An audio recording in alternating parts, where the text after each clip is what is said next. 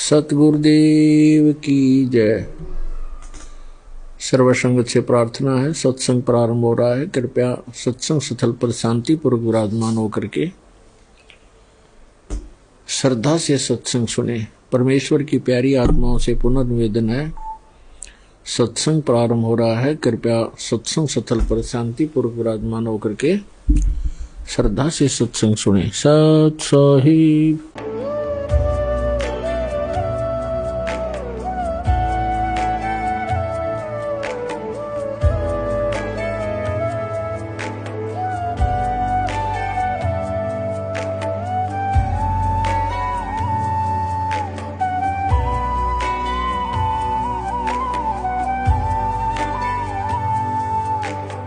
कौन ब्रह्मा का पिता है, कौन विष्णु की मां, शंकर का दादा कौन है, हमको दे बता। ये जानने के लिए कृपया सुनिए। जगत गुरु तत्वदर्शी संत रामपाल जी महाराज के अमृत वचन सर्व पवित्र धर्मों के पवित्र शास्त्रों के आधार पर। सतगुरुदेव की जय।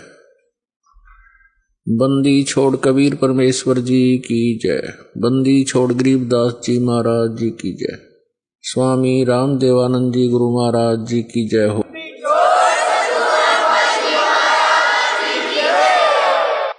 गरीब नमो नमो सतपुरुष को नमस्कार गुरु की नहीं। सुर नर मुनि जन साधुआं संतों सर्वस्ती नहीं। सतगुरु साहेब संत सब डंडो तुम प्रणाम। आगे पीछे मध्य हुए तिनको जा कुर्बान। नराकार निर्विषम काल जाल वैभंजनम निर्लेपम निज निर्गुणम अकल अनुपवेशोन्दनम। सोहम सुरति समापतम सकल समाना निर्तलय। उज्ज्वल हिरंबर हरदमम बेपरवाह अथा है। वार पार नहीं मध्यतम। गरीब जो सुमर सिद्ध होई। गणनायक गलता ना करो अनुग्रह सोई। पारस पद परवाना। आदि गणेश मनाऊं गणनायक देवन देवा। चरण कमल लो लाऊं आदंत करूं सेवा। परम शक्ति संगीतम रिद्धि सिद्धि दाता सोई। अवगत गुण अतीतम सत्य पुरुष निर्मोही। जगदम्बा जगदीशम मंगल रूप मुरारी। तन मन अर्पों शीसम भक्ति मुक्ति भंडारी। सुर नर मुनि जन ध्यावे ब्रह्मा विष्णु महेशा। शेष शेष मुख गावे पूजे आदि गणेशा।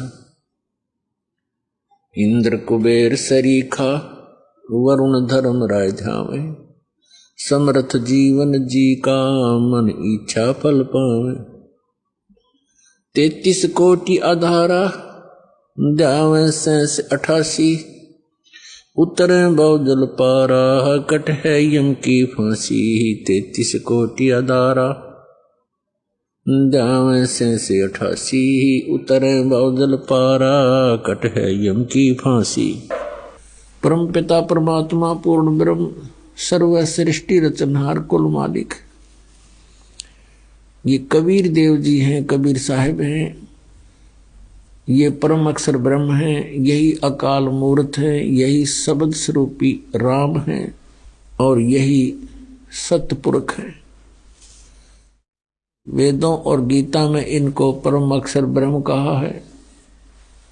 संतों ने इनको सतपुरुष कहा है, अमर पुरुष कहा है, सतपुरुष कहा है।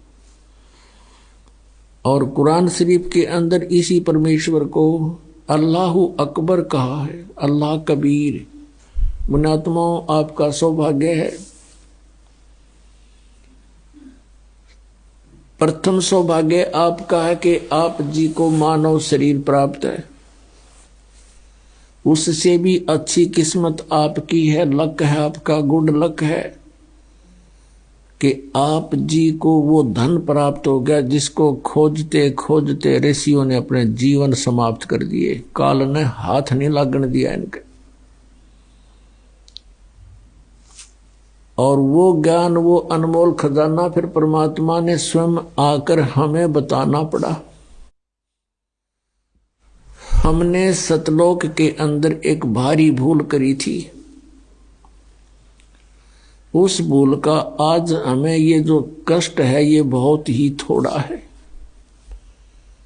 पुण्यात्माओं, जिस समय आप जी परमात्मा के तत्व ज्ञान से परिचित हो जाओगे, सभी बहन भाई बुजुर्ग बच्चे नौजवान बच्चे, उस समय आपका कलेजा मुंह को आया करेगा कि हम इतने नीच, हमें ये सजा थोड़ी है जो आज हमें दी जा रही है कुत्ते गधे सूअर बना के, और इस मनुष्य जीवन में हम कितने कष्ट उठा रहे हैं। ये संकट हमने कब मोल लिए थे, ये कब परचेज करे थे ये दुख। हम सतलोक में रहा करते थे। अब थोड़ा सा हिंट आपको सृष्टि रचना का देगा दास। पुण्यात्माओं, हम सभी सतलोक में रहा करते थे।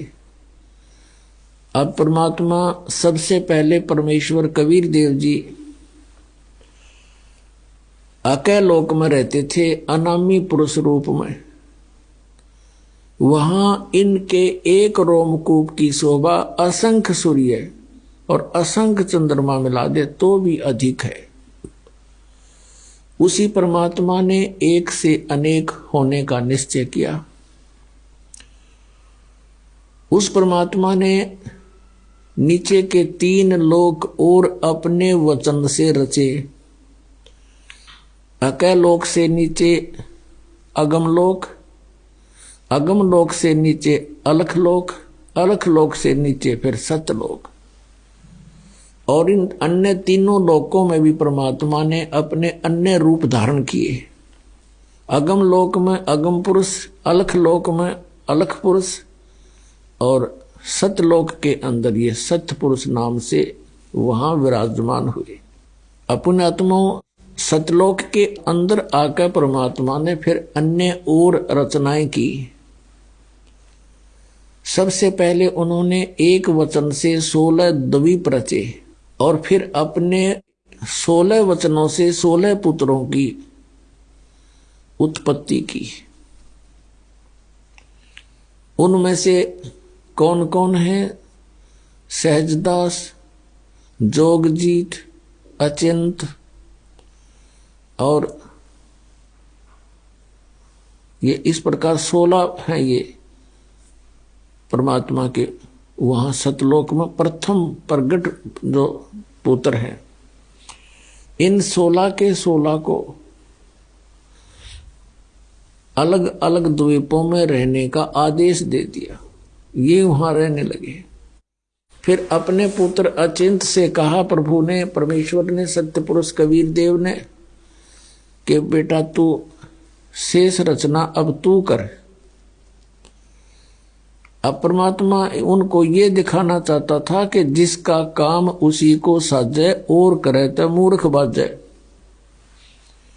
अचिंत बड़ा तैयार होया कि जी ठीक है, प्रभुता की भूख बनी थोड़ी सी। तो उसी समय उसने अपने वचन शक्ति से एक पुरुष उत्पन्न किया, उसका नाम अक्षर पुरुष रखा। और अक्षर पुरुष से कहा अचिंत ने कि तू मेरा सहयोग दे सृष्टि रचना में। अक्षर पुरुष जाकर के वहां बने मानसरोवर में, एक अलग से मानसरोवर बना हुआ है, वो भी परमात्मा ने अपने वचन से रचा। उस मानसरोवर के अंदर जाकर के स्नान करने लगा, फिर उसके अंदर गोते लगाने लगा, उसमें निंद्रा आगी, सो गया।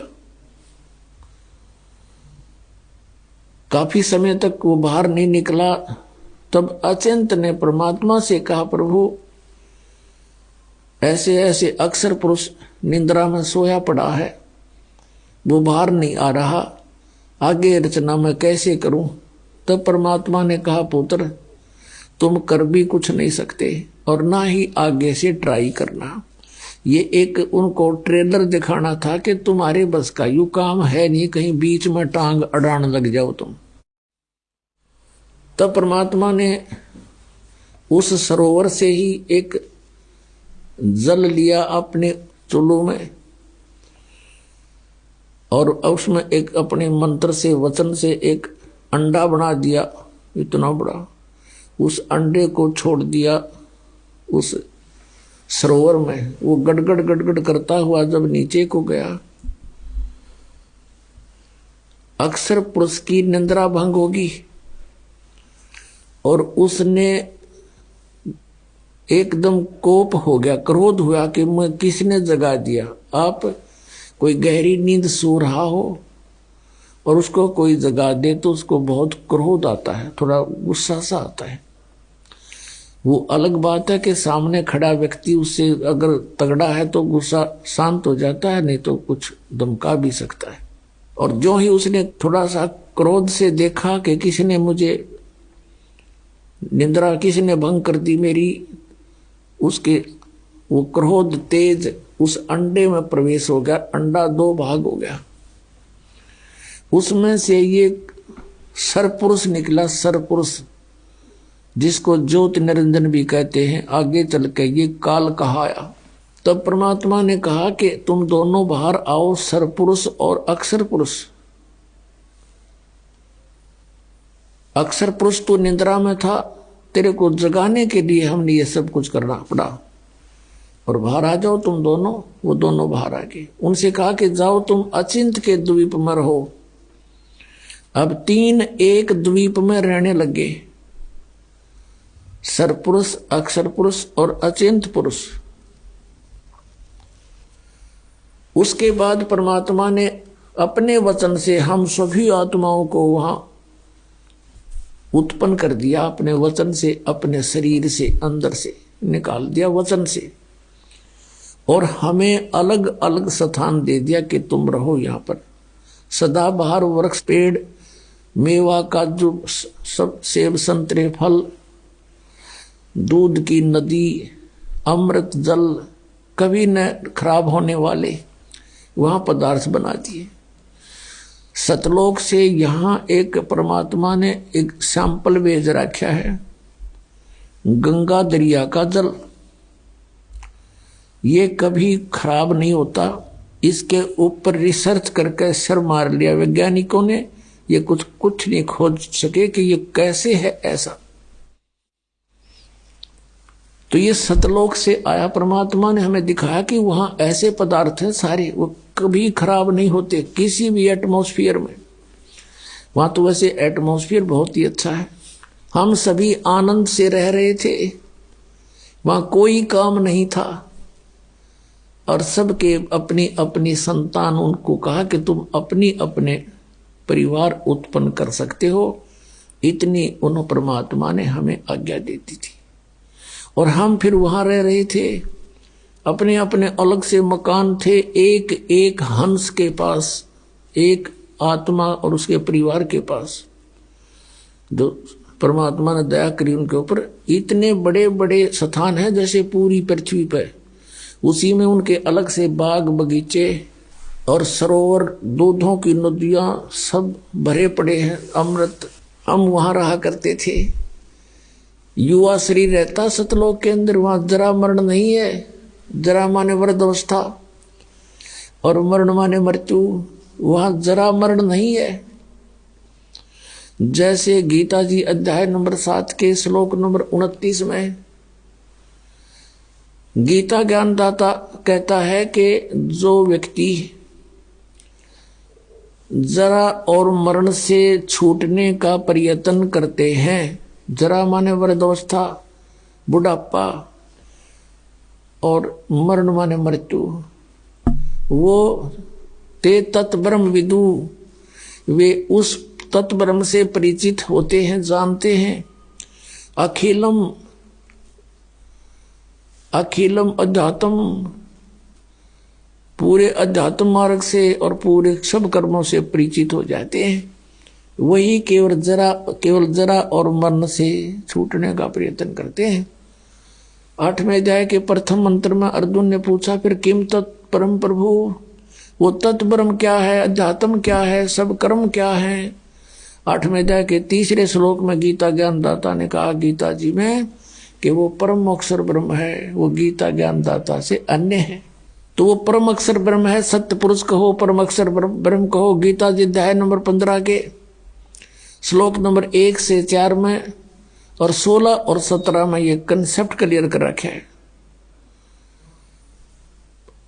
कहा कि उल्टा लटका हुआ संसार रूपी वृक्ष है, और जो संत इसको जानता है वह तत्वदर्शी संत है, पूरे विभागों सहित जानता है। तो उसमें कंसेप्ट क्लियर कर रखा है कि जो उल्टा लटका हुआ संसार रूपी वृक्ष है उसके सब विभागों को जो बता देगा स वेदविद, वो तत्वदर्शी संत है, वेद के तात्पर्य को जानने वाला है। और उसके पश्चात परमेश्वर के उस परम पद की खोज करनी चाहिए, जहां जाने के बाद साधक फिर लौट कर कभी संसार में नहीं आते। गीता जी अध्याय नंबर 15 के श्लोक 16 और 17 में कहा कि सरपुरुष और अक्षर पुरुष ये 2 प्रभु हैं, ये दोनों ही नाशवान हैं। इनके अंतर्गत जितने भी प्राणी हैं वो भी नाशवान हैं, उनकी भी जन्म मृत्यु होती है।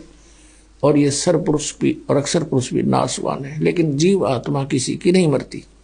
17वें श्लोक में 15वें अध्याय के गीता जी में कहा है कि उत्तम पुरुष है तू अन्य, ये परम अक्षर ब्रह्म की तरफ संकेत है, सत्पुरुष की तरफ संकेत है।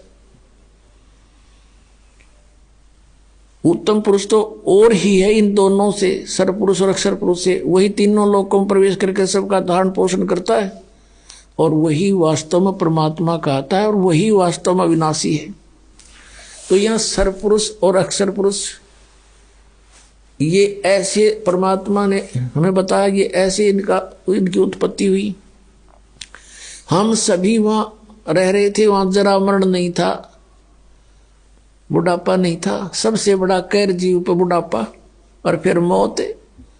दोनों ऐसे जुल्म हमारे ऊपर यहाँ गुजारी रखे, और बाकी शेष जीवन में पता नहीं कितनी कितनी आपदाएं आती हैं। अपने आत्माओं सारा जीवन हम जिन बच्चों के पालन पोषण में, जिनके प्यार में, और फिर उनके कोठी और बंगले बनाने में गुजार देते हैं, और फिर मृत्यु होती है, हमसे छीन लिया जाता है। युग क्या का जीवन यहां पर। और वृद्धावस्था में सारी आपदाएं, सभी दुख इसके ऊपर आ जाते हैं।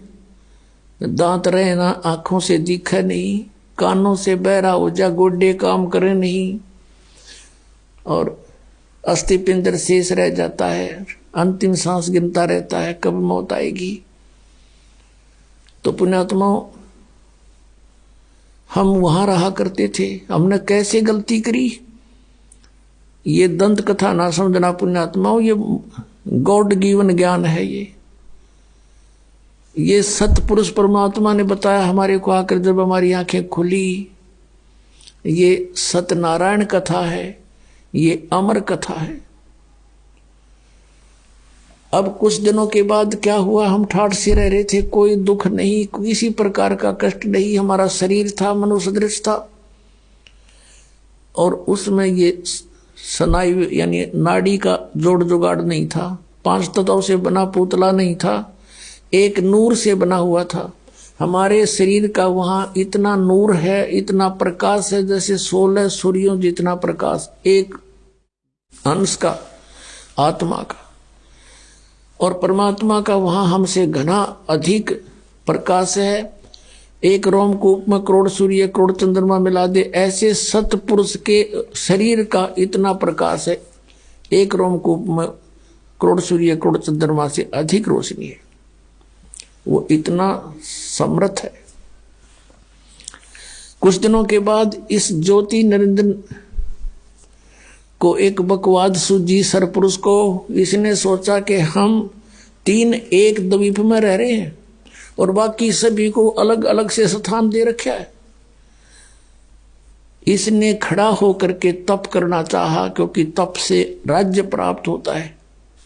जब इसने 70 युग तक तप कर लिया, परमेश्वर ने पूछा कि भी क्या चाहता है ज्योति निरंजन सत्य पुरुष। कबीर साहब ने पूछा, तू क्या चाहता है सरपुरुष?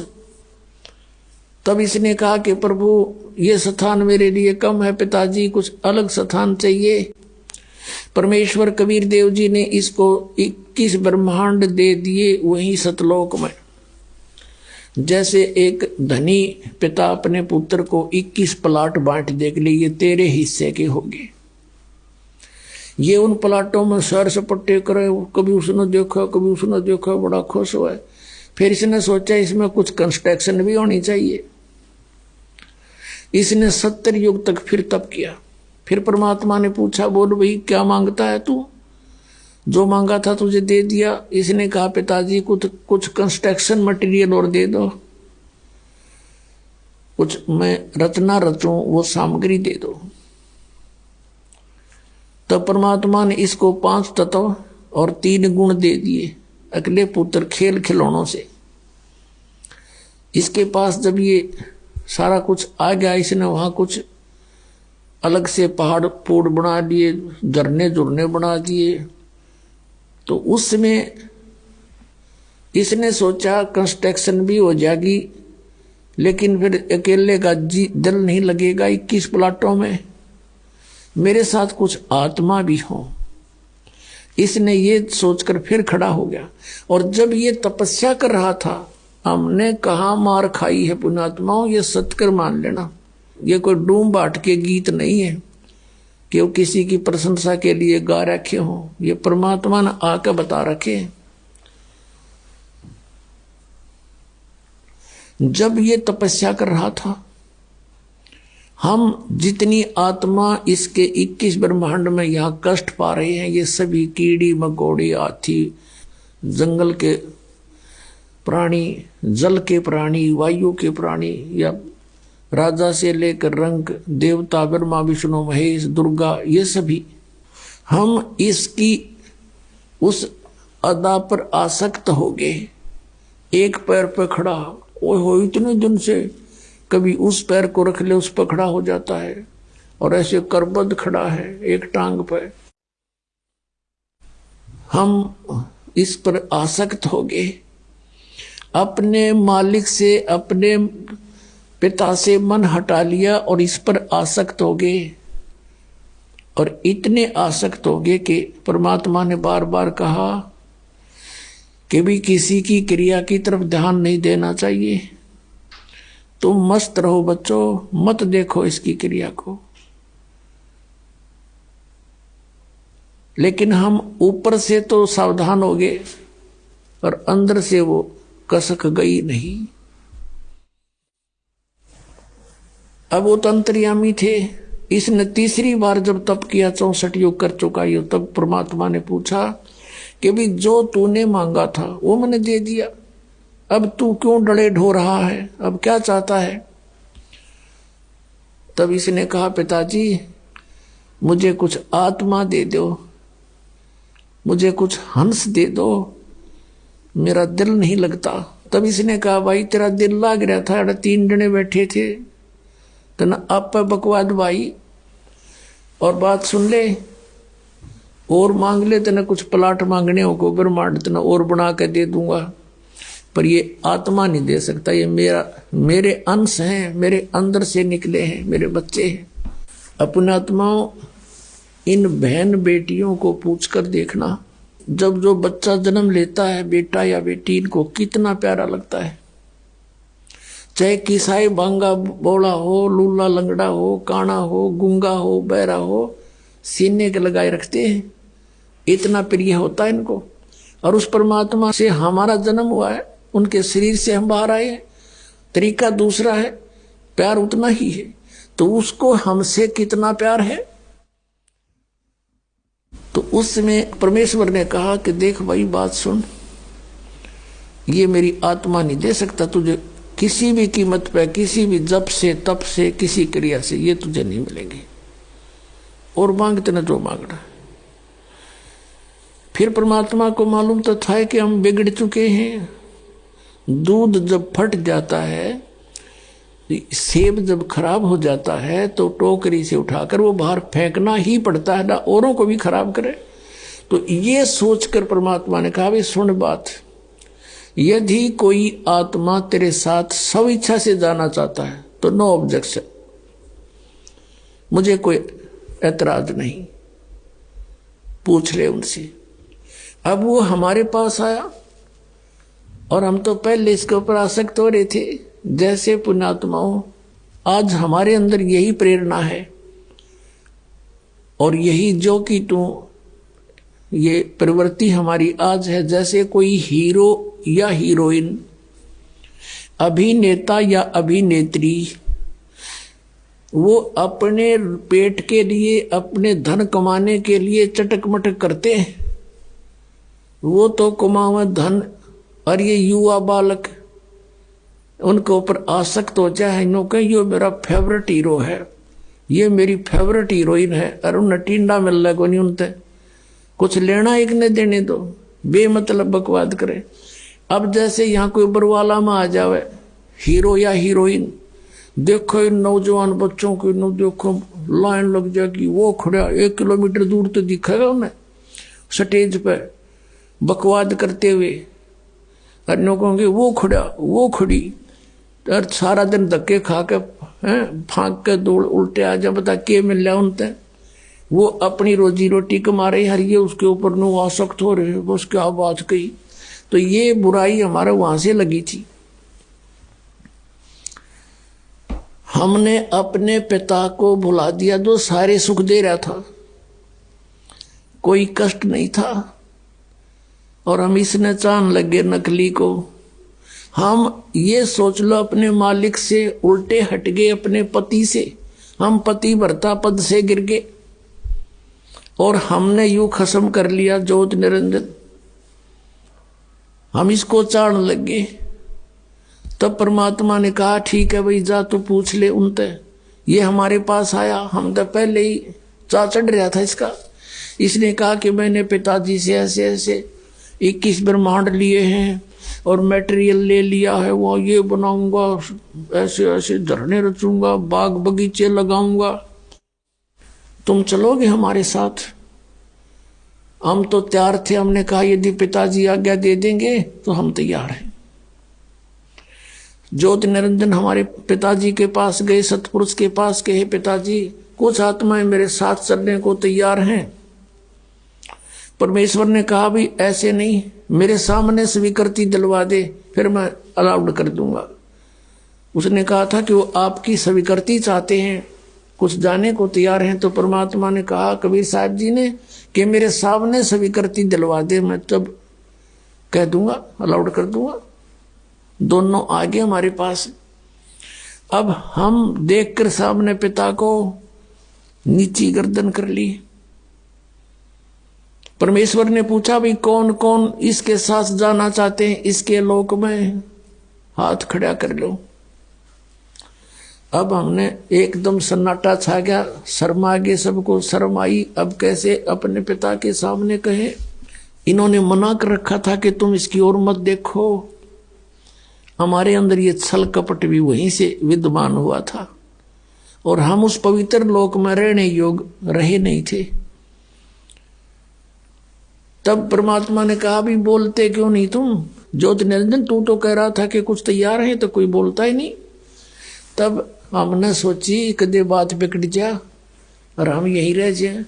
तो सबसे पहले एक हंस खड़ा हुआ, उसने कहा कि जी मैं जाना चाहता हूं पिताजी के साथ में। सबसे पहले खड़ा हुआ। फिर हमने सोची कदे हम पीछे रह जाए, हम भी खड़े हो गए, दोनों हाथ कर दिए, केक की छोड़ दोनों, पूरे जितने यहां पर हम आए पड़े हैं। तो परमात्मा ने कहा भाई ठीक है, ये सब देख लिए मैंने, जो तेरे साथ जाना चाहते हैं ऐसे नहीं भेजूंगा, इनको मैं अपने तरीके से भेजूंगा तेरे पास, ऐसे तो जा ही नहीं सकते ये, आप जाइए। अब वो चला गया अपने, वहीं ये लोग वहीं थे 21 ब्रह्मांड, उस सतलोक के एक कोने में बाहर, जैसे बाहरली दिल्ली हुआ करे ना, बाह्य दिल्ली गांव गुम से हुआ करे, ऐसे बाहर की तरफ इसको सेट कर दिया था। तब परमात्मा ने क्या किया, जिस आत्मा ने सबसे पहले स्वीकृति दी थी, खड़ा होकर के हिम्मत करी थी, उसका एक युवा लड़की बना दिया। उसके प्रजनन इंद्रिय नहीं लगाई थी। वो परमात्मा देखना चाहते थे कि इसमें और कितना कमीनापन है ज्योति निरंजन में, ये यहां इस लोक में रहने के योग अब रहा है या नहीं। और जितने हम थे हम सभी को सूक्ष्म रूप बीज रूप में करके उसका नाम प्रकृति रख दिया। प्रकृति जिसको माया भी बोलते हैं, आदि माया भी कहते हैं और इसको दुर्गा भी कहते हैं। इसके शरीर में हम सभी को प्रवेश कर दिया बीज रूप में, सूक्ष्म रूप में। पुण्यात्माओं, आजकल आज इस वैज्ञानिक युग में हम आसानी से समझ सकते आध्यात्मिक मार्ग को। जैसे आप सुनते हो कई बार डॉक्टरों से कि किसी व्यक्ति के कुछ जीवाणु होते हैं, वो इतने रहने चाहिए, जैसे 50 लाख रहने चाहिए जीवाणु 1 ग्राम में, 1 mg ब्लड में। बताओ 50 लाख जीवाणु 1 mg ब्लड में, इतने में फिर कितने अंदर हमारे जीवाणु, गिनती नहीं होती। तो ऐसे परमात्मा ने सभी के सभी इसके अंदर फीड कर दिए सूक्ष्म रूप में। और इसको कहा बेटी दुर्गा को कि बेटी मैंने तुझे शब्द शक्ति दे दी है, वचन शक्ति दे दी है। और जितने भी जीव कहे, ज्योत निरंजन कहे, तू वचन से उत्पन्न कर सकती है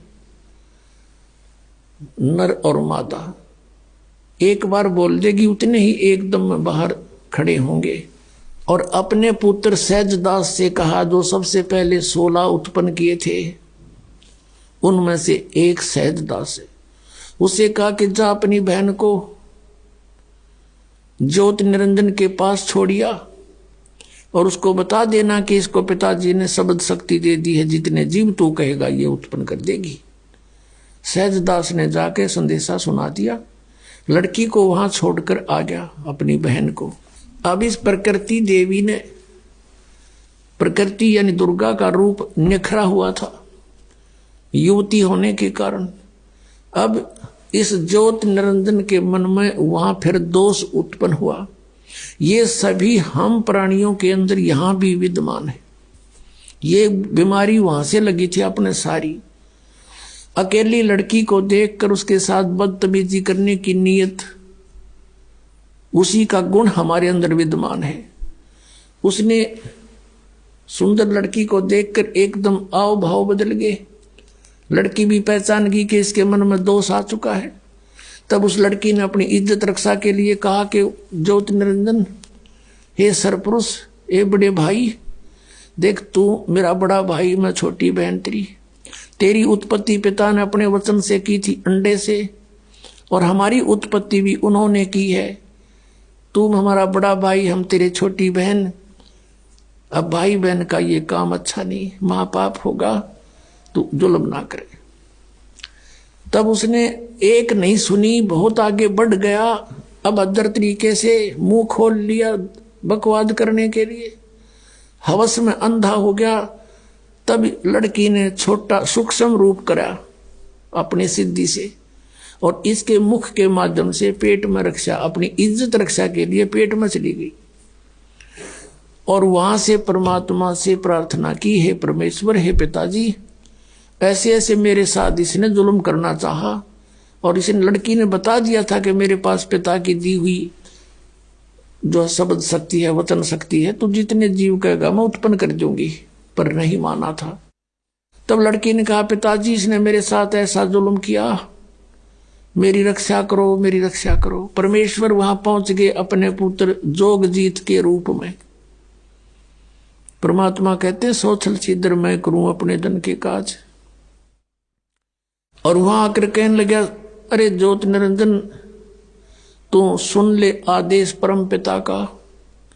तूने बहुत जुल्म किया यहाँ पर, अब तू इस लोक में रहने योग्य नहीं है। तूने इस पवित्र लोक में ऐसा जुल्म करने की सोची, लड़की को उसके पेट से निकाल दिया, पेट पाड़ के इसका, और फिर सी दिया उल्टाए। शब्द में बहुत बड़ी शक्ति होती है पुण्यात्माओं। अब तो हम आध्यात्मिक मार्ग में कति -0 हो गए, हमारा अविश्वास हो जाता है इन बातों पर। लड़की बाहर निकाल दी और उसको कह दिया कि ज्योति निरंजन अब सुन ले आदेश परमपिता का। वो खुद ही बोल रहे थे, परमपिता खड़े ही थे। आज के बाद तेरा नाम काल होगा, 1 लाख मानुष शरीरधारी प्राणियों का नित आहार करेगा और 1.25 लाख की उत्पत्ति किया करेगा। और तू निकल जा यहाँ से, इस लोक के में रहने योग्य नहीं है। ले जा तेरे 21 ब्रह्मांड को, यहाँ से चला जा बहुत दूर और निकल जा। दुर्गा तू भी, तुमने इसके साथ रहने का प्रॉमिस किया था और खाओ धक्के तुम। अब देगा तो नहीं, टिंडे ले जाओ जिसके ऊपर आसक्त हुए थे। इतना कहा था कि 21 ब्रह्मांड विमान की तरह चल पड़े वहां से। अब इसने अपनी गलती की कुछ एहसास हुआ। जोग जीत रूप में खड़े परमात्मा से कहा कि बड़े भाई मेरी माफी करवा दो, पिताजी से मेरी अर्ज कर दो कि मुझे क्षमा कर दे। जोगजीत ने कहा भाई मेरे को आदेश जितना था तेरे तो बता दिया, अब जाइए यहां से। इतना कहकर वो चल पड़ा। आगे आकर सहज दास का द्वीप है, जब इसके 21 ब्रह्मांड आ रहे थे। इसने वहां विमान को रोका थोड़ी देर और कहा सहज दास मेरी अर्ज कर दे पिता परमात्मा थे, मेरी क्षमा याचना कर दो, प्रार्थना कर दो।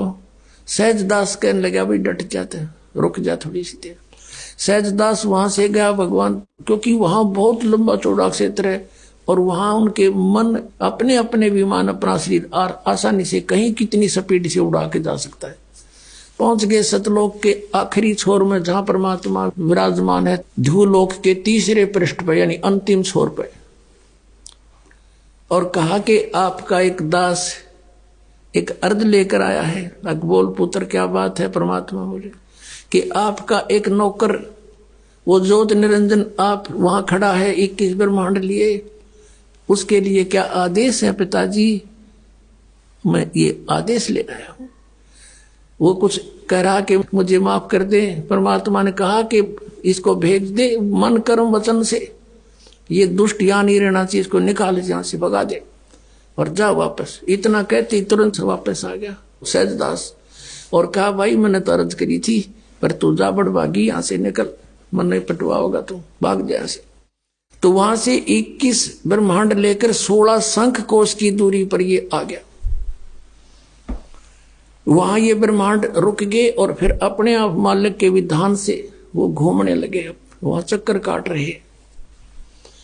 अब इस ज्योत निरंजन ने कहा दुर्गा से, प्रकृति से कि अब मेरे साथ जो होना था हो लिया, अब मैं किसी की नहीं मानू, अपनी मन मर्जी करूंगा। फिर उसने वही ट्राई की बकवाद करने की। दुर्गा ने फिर प्रार्थना की भाई बात सुन ले, पहले तो मेरा बड़ा भाई, मैं छोटी बहन तेरी, और फिर मैं तेरे पेट से बाहर आई, तेरी बेटी होगी, कुछ तो लज्जा रख नालायक, कुछ तो सोच ले। पर इसने एक नहीं मानी, नख रेखा से भग कर लिया, नाखनों से इसके अंदर स्त्री इंद्री लगाई और इससे विवाह किया।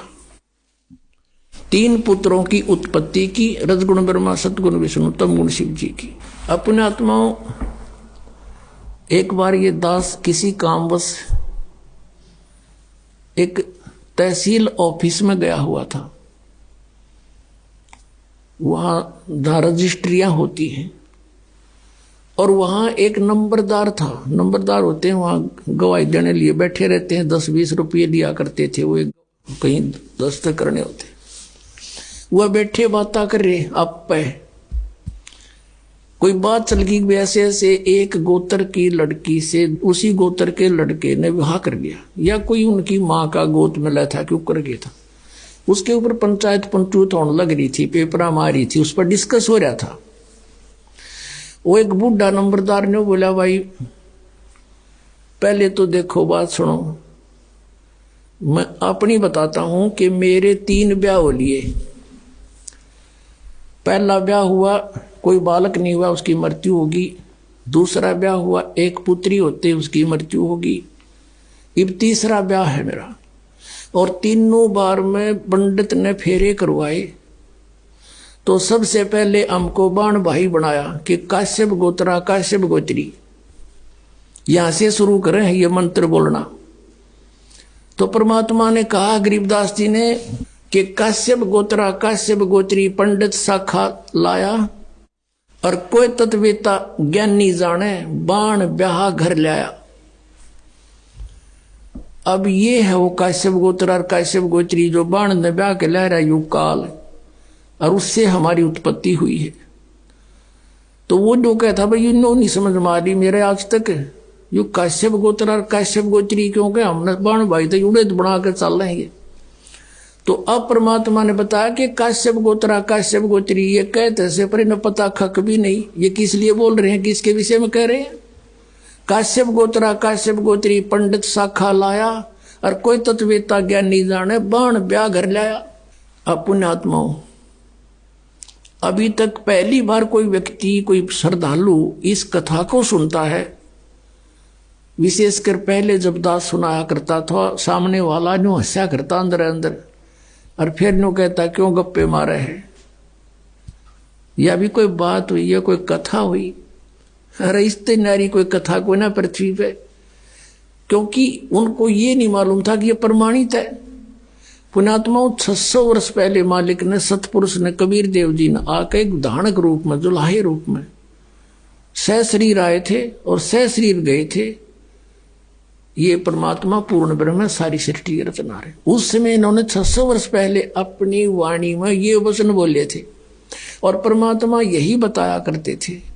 लेकिन ये ब्राह्मण लोग यानी हमारे ऋषि गुरु पवित्र हिंदू धर्म के इस बात की घनी काली मान गए कि ये झूठ बोलता है, ब्रह्मा विष्णु महेश नासवान है, इनकी माता है, इनका पिता है, ये तो अजर व अमर है, सर्वेश्वर है, महेश्वर है, किसी ग्रंथ में नहीं लिखा है। तो उस समय हमारे पूर्वज अशिक्षित थे, शिक्षा केवल एक ब्राह्मण वर्ण ही अधिकारी था उसके ग्रहण करने का, तो उनकी दाल गली रही। और परमात्मा 600 वर्ष आए थे पहले, यदि वो उस समय ये टांग ना अड़ाते, हमें मिसगाइड नहीं करते, तो हमें सारा काम सुलझा सलझा मिलता आज के दिन। आज दास के साथ जो इतना संघर्ष चल रहा है, इतनी परिश्रम कर रहा है, 4-4 घंटे सत्संग, 5-5 घंटे सत्संग, और फिर सदग्रंथों को पढ़ना, उनको निष्कर्ष निकाल के आपके समक्ष करना, ये नहीं करना पड़ता।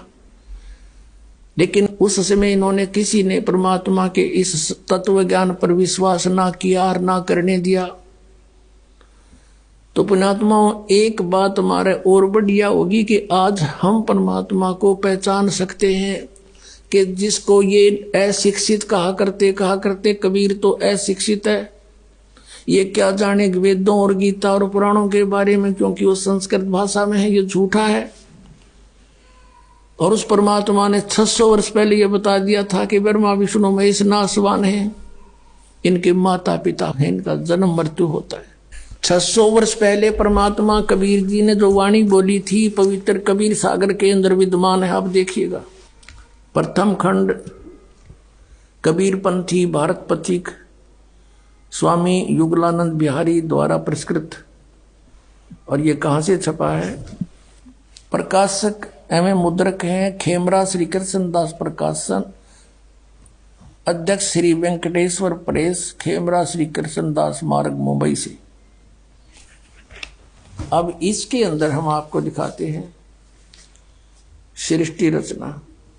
ये है ज्ञान बोध नामक एक अध्याय है, और ये बोध सागर एक खंड है। ये देखिएगा 21 पृष्ठ पे नीचे परमात्मा ने 600 वर्ष पहले अपनी प्यारी आत्मा धर्मदास को ये ज्ञान दिया था। धर्मदास ये जग बोरा ना, कोई न जाने पद निर्वाणा, यही कारण मैं कथा पसारा, जग से कहिए वो राम नियारा। ये नाम नहीं है, ये गलत लिखा इन्होंने कबीर पंथियों ने। ये बाद में संशोधन में इन्होंने अपने हिसाब से कुछ गड़बड़ी कर रखी है।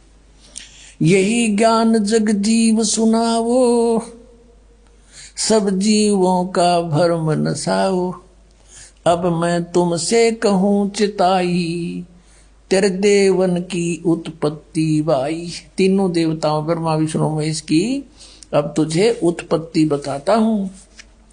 कुछ संक्षेप कहूँ गहुराई, सब सन से तुम्हारे मिट जाई, भरम गए जग वेद पुराना, आदि राम का भेद ना जाना। ये नाम गलत लिखा है, राम है, आगे चलकर क्लियर होगा। ये राम राम सब जगत बखाने, आदि राम कोई बिरला जाने। ये राम है शब्द है, गलत लिखा है कि सभी राम राम कहते हैं, उस आदि राम सनातन परमात्मा को कोई बिरला ही जानता। ये राम शब्द है, नाम नहीं। इन संशोधनकर्ताओं ने अपनी अज्ञान सोच से कुछ इसमें गड़बड़ी कर रखी है, वही हम शुद्ध कर लेंगे। राम राम सब जगत बखाने, आदि राम कोई बिरला जाने। ज्ञानी सुने सो हृदय लगाई, मूर्ख सुने तो गम ना पाई। माँ अष्टंगी पिता निरंजन, ये जमदारुण वंशन अंजन। इन ब्रह्मा विष्णु महेश की माता तो अष्टंगी दुर्गा है, इनका पिता ज्योत निरंजन है। पहले कीन निरंजन राई, पीछे से माया उपजाई। कहते पहले तो ज्योत निरंजन को उत्पन्न किया इस काल को अंडे से, और पीछे से दुर्गा की उत्पत्ति की। माया रूप देख अति शोभा, यु देव निरंजन तन मन लोभा। दुर्गा के सुंदर रूप को देखकर इसके मन में दोष आ गया। काम देव धर्मराय सताए, देवी को तुरंत धर खाए। पेट से देवी करी पुकारी, हे साहेब मोए करो उबारी। पेट से दुर्गा ने पुकार करी। टेर सुनी सतगुरता आए, अष्टंगी को बंद छुड़वाए। परमात्मा कहते हैं कि टेर सुनी तहां हम आए, यहां इन्होंने अपने हिसाब से लिख दिया। सतगुरु तहां आए, अष्टंगी के बंद छुड़वाए, यानी उसके पेट से निकाले बंधन से। अब 22 पृष्ठ पर ज्ञान बोध। धर्म राय को हिकमत की ना, नख रेखा से भग कर लेना।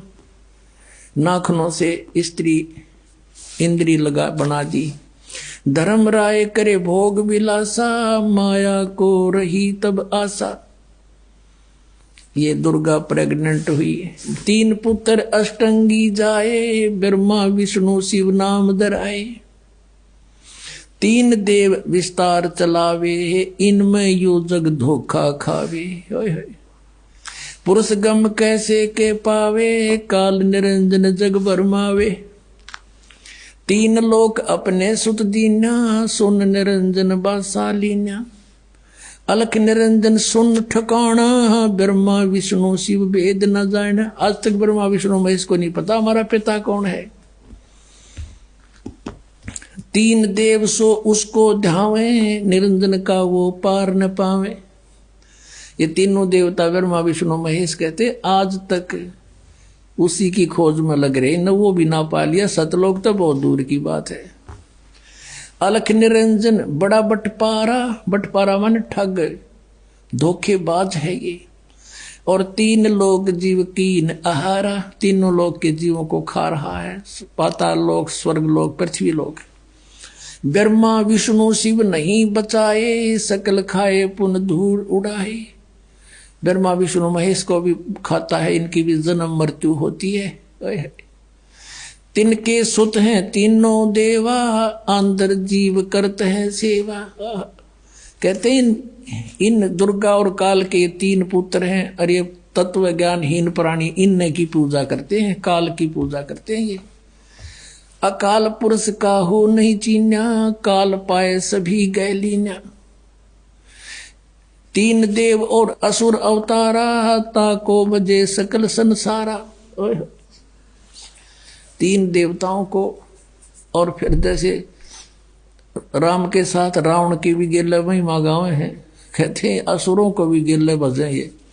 और 3 गुणों का ये विस्तारा, धर्मदास मैं कहूँ पुकारा। तीनों गुण, रजगुण ब्रह्मा, सतगुण विष्णु, तम गुण शिव जी। गुण तीनों की भक्ति में ये भूल पड़ो संसार, कहे कबीर निज नाम बिन कैसे उतरो पार। 3 देव की करते भक्ति, उनकी कदे ना होए मुक्ति। अपने आत्माओं परमात्मा ने 600 वर्ष पहले आकर यह अपने द्वारा रची हुई सृष्टि एज इट इज बता दी थी।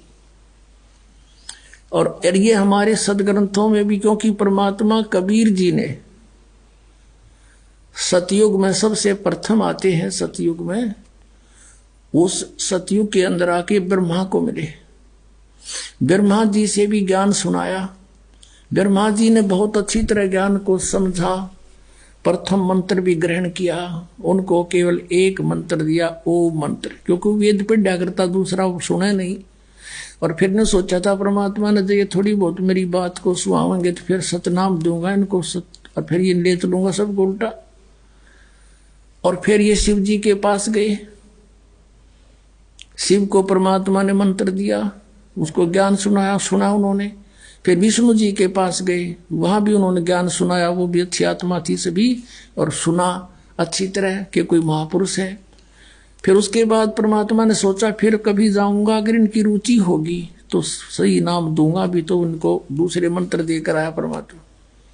पीछे से काल निरंजन ने सोचा कि तेरे पुत्र गए, ये चले गए तो सारे जीव वापस हो जाएंगे, तभी उन्हें अंदर से प्रेरणा कर दी है, सारे मोट दबा दिया कि ये झूठा है, कपटी है, इसके पास कोई ज्ञान नहीं है, वेद सत्य है, तुम इन्हीं को मानो, मत मानो उसकी। दूसरी बार परमात्मा गए तो उन्होंने अरुचि दिखाई तीनों ने, तो जान गए परमात्मा कि काल आ गया इनकी बुद्धि में, अब इनकी बुद्धि में काल आ गया, अब ये नहीं मानेंगे। अब वो परमात्मा से सुना हुआ ज्ञान और कुछ अपना अनुभव ब्रह्मा जी ने फिर अन्य को सुनाना शुरू किया। अब वो पुराणों में विद्यमान है, आपको दिखाते हैं। अब केवल यदि हम कबीर सागर से ही आपको संतुष्ट करते तो कोई नहीं मानता, न के छोड़ इन बातों में, ये तो वैसे तुक्के मारे। और अब पुराणों में विद्यमान है सारा ज्ञान। अब बुद्धिमान हिंदू समाज के बच्चे सारे शिक्षित हो गए, अब इनको यो स्वीकार करना पड़ा। अब सचमुच जो पुराणों में लिखा, और 600 वर्ष पहले भगवान बता गए, वो जो का तो आज पुराणों में लिखा, जिसको ये अशिक्षित कहते थे। और परमात्मा वैसे तो वो तो अंतर्यामी है, सब भाषाओं को जानते हैं। जानबूझकर मालिक अक्सर ज्ञानहीन रहे कि कोई नू ना सोचा कबीर जी ने ये पढ़ ली होंगी, कुरान पुराण वेद पुराण पढ़ लिए होंगे। और अब इससे हम भगवान पहचान सकते हैं कि परमात्मा जिसको अज्ञानी कहते वो महाज्ञानी, सब वेदों और गीता और पुराणों को जानकार थे, वो तो परमात्मा थे। और ये संस्कृत के ज्ञाता महामंडलेश्वर विद्वान कहाँ थे, इन कख भी ना पता, हमारे सिलेबस का, हमारे सदग्रंथों का पता नहीं। अब आपको दिखाते हैं, सबसे पहले देवी भागवत दिखाते हैं। अब देखिएगा श्रीमद देवी भागवत यानी देवी पुराण, गीता प्रेस गोरखपुर से प्रकाशित है। ये संपादक है हनुमान प्रसाद पोदार, चिमनलाल गोस्वामी। ये कहाँ से छपे हैं? प्रकाशक एवं मुद्रक है गीता प्रेस गोरखपुर, गोविंद भवन कार्यालय कोलकाता का संस्थान, ये यहाँ से छपा है। 123 पृष्ठ पे ये तीसरा स्कंद। यहाँ पर भगवान विष्णु अपनी माता दुर्गा की महिमा स्तुति कर रहे हैं। तुम शुद्ध स्वरूपा हो, यह सारा संसार तुम्ही से उद्भासित हो रहा है। मैं ब्रह्मा और शंकर, हम सभी तुम्हारी कृपा से विद्यमान है। हमारा आविर्भाव जन्म, आविर्भाव माने जन्म, तिरोभाव माने मृत्यु हुआ करता है। केवल तुम ही नित्य हो, जगत जननी हो, प्रकृति और सनातनी देवी हो। प्रकृति दुर्गा को कहते हैं, ये स्पष्ट लिखा है। भगवान शंकर बोले, देवी यदि महाभाग विष्णु तुम्ही से प्रकट हुए हैं, उनके बाद उत्पन्न होने वाले ब्रह्मा भी तुम्हारी बालक हुए, फिर तमोगुणी लीला करने वाला शंकर क्या मैं तुम्हारी संतान नहीं हुआ? अर्थात मुझे भी उत्पन्न करने वाली तुम ही हो शिवे। संपूर्ण संसार की सृष्टि करने में तुम बड़ी चतुर हो। इस संसार की सृष्टि, स्थिति और संहार में तुम्हारे गुण सदा समर्थ हैं। उन्हीं तीनों गुणों से उत्पन्न हम ब्रह्मा विष्णु एवं शंकर नियमानुसार कार्य में तत्पर रहते हैं। अब आप जी ने ये पवित्र श्री देवी भागवत देखा। श्रीमद देवी भागवत यानी देवी पुराण में 5 कंसेप्ट क्लियर हो गए। ब्रह्मा विष्णु महेश की जन्म मृत्यु होती है, ये अविनाशी नहीं है। इनकी माता दुर्गा है। दुर्गा को प्रकृति भी कहते हैं। 3 तो ये हो गए। चौथा ये है कि रजगुण ब्रह्मा, सतगुण विष्णु, तमगुण शिव जी हैं। और 5वां ये हो गया कि ये ब्रह्मा विष्णु महेश केवल वर्क डन ही दे सकते हैं, ये किसी का संकट निवारण नहीं कर सकते। जैसा जिसका कर्म है वैसा ही देंगे, पुण्य भी पाप भी। केवल परम अक्षर ब्रह्म सतपुरुष कबीर साहब वो परमात्मा है जो हमारे भाग्य के लेखों को बदल सकते, बुरों को। अब देखो, यदि कबीर सागर को अकेले को पढ़ाकर आपको सुनाता तो कोई विश्वास नहीं लाता। अब आपके समक्ष जो 600 वर्ष पहले भगवान बोल कर गए थे वो वचन, आज सदग्रंथों ने उनको सेकंड किया, समर्थन दिया। तो इससे पुण्यात्माओं बहुत आसान हो गया आपको भगवान को पहचानना, जिसको ये अशिक्षित अज्ञानी कहा करते थे। और इस संस्कृत भाषा के जानने वालों को हमारे पूर्वज बड़े विद्वान महापुरुष महर्षि बड़े पहुंचे हुए मानते थे। न कख नहीं पता था, सदग्रंथों को भी नहीं परिचित थे। ये आज तक हमें नहीं बता सके ऋषि महर्षि ब्रह्मा विष्णु महेश नाशवान है या अविनाशी है। इनके माता पिता भी हैं और सदग्रंथों में लिखे, इनकी जीवनी में लिखे, तो ये कख नहीं जाने थे, लोक वेद सुनाया करते थे। अब दिखाता हूं आपको। अब देखिएगा, श्री शिव पुराण में गीता प्रेस गोरखपुर से प्रकाशित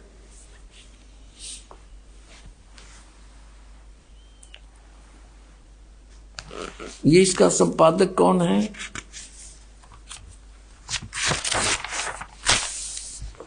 हनुमान प्रसाद पोदार, ये है इसका संपादक। और ये कहाँ से छपा है? प्रकाशक एवं मुद्रक हैं गीता प्रेस गोरखपुर, गोविंद भवन कार्यालय कोलकाता का संस्थान। ये इनके फैक्स और फोन नंबर है। अब इसके 98वें पृष्ठ से हम आपको सुनाएंगे, थोड़े से ही लेख में कंसेप्ट क्लियर हो जाएगा। ये रुद्र संहिता और ये 5वां अध्याय यहाँ अंत होता है। इसके लास्ट से लेंगे, इससे लिंक बन जाता है। अपने पुत्र नारद की यह बात सुनकर लोक पिता ब्रह्मा वहां इस प्रकार बोले। ब्रह्मा जी ने कहा, ब्रह्मन, ये 6वां अध्याय है रुद्र संहिता का शिव पुराण में, तुम सदा समस्त जगत के उपकार में ही लगे रहते हो। तुमने लोगों के हित की कामना से बहुत उत्तम बात पूछी है। जिस समय समस्त चराचर जगत नष्ट हो गया था, सर्वत्र केवल अंधकार ही अंधकार था, उस समय तत्सद्ब्रह्म इस श्रुति में जो सत सुना जाता है एकमात्र वही शेष था। अब 100 पृष्ठ पर आ गया, 99 पर 98 पर पढ़ दिया संक्षिप्त शिव पुराण। जिस परब्रह्म के विषय में ज्ञान और अज्ञान से पूर्ण उक्तियों द्वारा इस प्रकार विकल्प किए जाते हैं, उसने कुछ काल के बाद द्वितीय की इच्छा प्रकट की। उसके भीतर एक से अनेक होने का संकल्प उदित हुआ। तब उस निराकार परमात्मा ने, ये निराकार मानते हैं ब्रह्म को, ये ब्रह्म से शुरू होते हैं इनकी कहानी, अपनी लीला शक्ति से अपने लिए मूर्ति आकार की कल्पना की। जो मूर्ति रहित परम ब्रह्म है उसकी मूर्ति भगवान सदाशिव है। अर्वाचीन और प्राचीन विद्वान उन्हीं को ईश्वर कहते हैं। उस समय एकाकी रहकर सब इच्छा अनुसार विहार करने वाले उस सदाशिव ने अपने विग्रह से, विग्रह माने शरीर से, स्वयं ही एक स्वरूप भूता शक्ति की सृष्टि की। अब देख काल ने बका दिए, क्योंकि उसने एक अपने शरीर से आप एक लड़की निकाली जो उनके अपने शरीर अंग से कभी अलग होने वाली नहीं थी।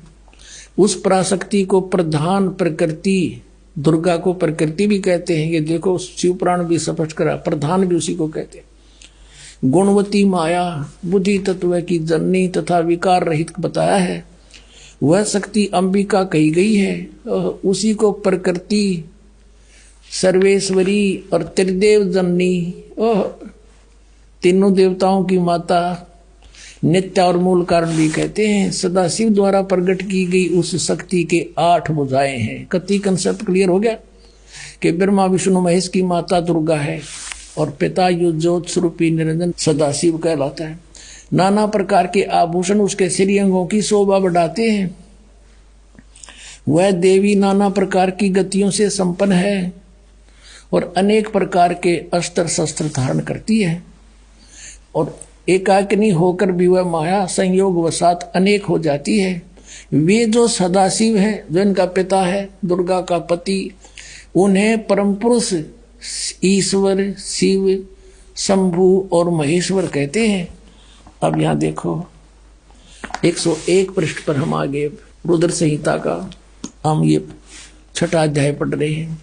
वे अब सदाशिव के उसके बारे में बता रहे हैं, उनको महेश्वर कहते हैं और वो अपने सारे अंगों पर भस्म रमाए रहते हैं। उन काल रूपी ब्रह्म ने स्पष्ट कर दिया, युग काल है जो महाशिव सदाशिव कहलाता है, ब्रह्मा विष्णु महेश का पिता है, दुर्गा का पति है।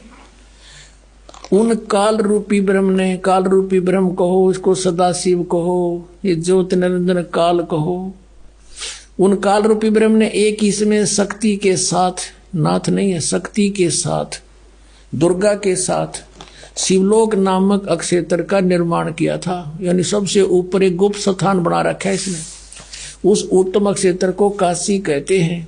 वह परम निर्वाण तथा मोक्ष स्थान है, सबके ऊपर विराजमान है। वे प्रिय और प्रियतम रूप है, पति और पत्नी रूप में कौन? शक्ति और शिव, दुर्गा और ये काल रूपी ब्रह्म जो परमानंद स्वरूप हैं, उस मनोरम क्षेत्र में नित्य निवास करते हैं।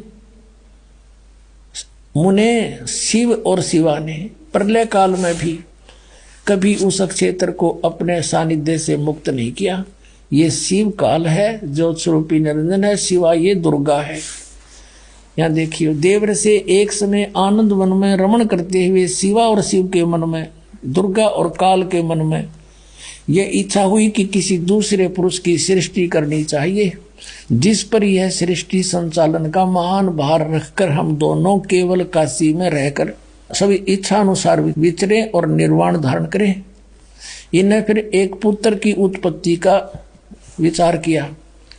ऐसा निश्चय करके शक्ति सहित दुर्गा के साथ सर्वव्यापी परमेश्वर शिव ने अपने वाम भाग के 10वें अंग पर अमृत मल दिया, यानी पति पत्नी व्यवहार किया। फिर तो वहां से एक पुरुष प्रकट हुआ। अब उसका नाम क्या रखा है न देखिएगा। अब 102 पृष्ठ पे ये संक्षिप्त शिवपुराण के रुद्र संहिता का 6वां अध्याय चल रहा है। अब कहते हैं शिव ने कहा वत्स, उसका नाम धर दिया शिव ने, काल ने। शिव ने कहा वत्स, व्यापक होने के कारण तुम्हारा विष्णु नाम विख्यात हुआ। अपने आत्माओं, परमात्मा कहा करते मोती मुक्ता दर्शत नाई, ये जग है सब अंदरे, दिखत के तो नैन चश्म इनका फेरा मोतिया बंदरे। कहते हैं मैं ऋषि कुमाऊं थे, संस्कृत के व्याकरण मोड़ दिए बैठे रहे, एक सदग्रंथ को इनका समझ में आया को नहीं। ये कुआं महर्षि मंडलेश्वर, अरे न कख नहीं पता ब्रह्मा विष्णु महेश की सती थी का, अपने सदग्रंथ सिलेबस से नहीं परिचित, ये काहे के टीचर थे। यानी पूरे हमारे मानव समाज को इन्होंने काल के मुंह में ठोके रखा, गधे कुत्ते बनवा दिया, भूत बनवाया, गलत साधना बता के, गलत ज्ञान बना के बता के, और फिर श्राद्ध निकलवाने की रोजी रोटी का धंधा चला दिया। अपने सदग्रंथ इनका समझ में आए नहीं, हमारा कोल्लू बना रखा था, इन रहट बना दिया। और परमात्मा 600 वर्ष पहले बता गए थे ये बात। पुण्यात्माओं, आज भगवान पहचानने में 2 मिनट लगेंगे, जरा सी बुद्धि से काम लोगे और निष्पक्ष भाव से सोचोगे। मान बढ़ाई नहीं, ईर्षा नहीं होनी चाहिए, क्योंकि इसमें विरोध कौन पैदा कर सकते हैं? जिनकी रोजी रोटी चल रही है, उन आचार्यों की या कोई गुरु पद पर विराजमान है, पर जनता शिक्षित है, उनकी एक नहीं चल रहे। वो आखिर में अपने मुंह की खानी पड़ेगी इन सबको जो बकवाद करेंगे। अब यहां स्पष्ट हो गया कि विष्णु जी की उत्पत्ति दुर्गा और काल से हुई, ये इनके माता पिता हैं। अब ब्रह्मा की उत्पत्ति देखो, ये 103 पृष्ठ पे, 102 पर हमने पढ़ा था, 103 पृष्ठ पे रुद्र संहिता, और यहां छठा अध्याय समाप्त हो गया ये विष्णु जी का नाम बता के। और अब हम यहां आगे 7वां अध्याय, ब्रह्मा जी बता रहे हैं आगे। ब्रह्मा जी कहते हैं देव से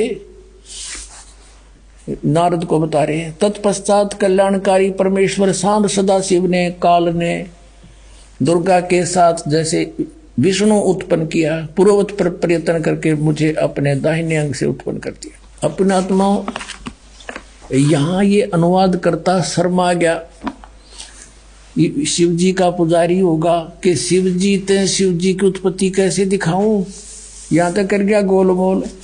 और दिखाएंगे आपको, कहते चोर चुरावे तू बड़ी, वो गड्ढे पानी में, वो गड्ढे हुआ ऊपर आवे ना, सच्चाई छनी ना। अब देखो यही रुद्र संहिता हम पढ़ रहे हैं, और ये संक्षिप्त शिवपुराण 110 पृष्ठ पे यहां लिखा है कि इस प्रकार ब्रह्मा विष्णु तथा रुद्र इन 3 देवताओं में गुण हैं, परंतु शिव गुणातीत माने गए हैं। अब ब्रह्मा विष्णु रुद्र यु शंकर, ये तो हो गए 3, और इन तो चौथा यु, इन मत गुण है रजगुण ब्रह्मा सतगुण विष्णु तमगुण शिव शंकर, और यो शिव कहते गुणातीत माने गए। अब गए ना 4 हो गए बड़े यहाँ पर, और अच्छा कंसेप्ट क्लियर होगा, दिखाते हैं आपको। इसी शिवपुराण के 24-25 पृष्ठ पर आपको दिखाते हैं। एक समय ब्रह्मा जी और विष्णु जी का इस बात पर युद्ध हो गया। ब्रह्मा जी को भ्रम था कि मैं सृष्टि उत्पत्ति करता हूँ, विष्णु जी को भ्रम था कि मेरे नाभि कमल से ब्रह्मा की उत्पत्ति हुई है, जो मेरा पुत्र है। इससे बात पर कहा सुनी युद्ध हो गया कि तू मेरा बेटा, उन्होंने कहा मैं तेरा बेटा। उस समय इस काल भगवान इनके पिता ने इनके बीच में एक शिवलिंग खड़ा कर दिया, तेजो में स्वतंभ। तो ये युद्ध छोड़ के उसके और छोड़ जानने लगे। फिर इनको वो खुद आ गया, शिव रूप में प्रकट हो गया। इसने प्रतिज्ञा कर रखी है कि मैं अपने वास्तविक रूप में कभी किसी को दर्शन नहीं दूंगा। किसी को अपने पुत्र शिव के रूप में, किसी को ब्रह्मा के रूप में, किसी को विष्णु के रूप में दर्शन दे जाता है। और वो साधक ये सोचते हैं कि ये हमारे साथ रहते हैं, ये देवता यही सर्वशक्तिमान है, साधना करते यही प्रकट होते हैं। और होता था उनकी साधना से वो काल, और वो प्रकट, वो अपना वास्तविकता बताता नहीं। 7वें अध्याय के गीता जी के 24 और 25 में कहा है कि मैं अपनी योग माया से छुपा रहता हूँ, ये मेरा अटल घटिया अनुत्तम विधान है, मैं कभी किसी के समक्ष नहीं आता। इसने प्रतिज्ञा कर रखी है, परमात्मा ने बता रखी है आपको, कबीर सागर में लिखा सारा कुछ, और वही इनमें प्रमाण है। अब उसमें यू आ गया इनके बीच में और कहा, और के ज्ञान दिया उनको, देखिए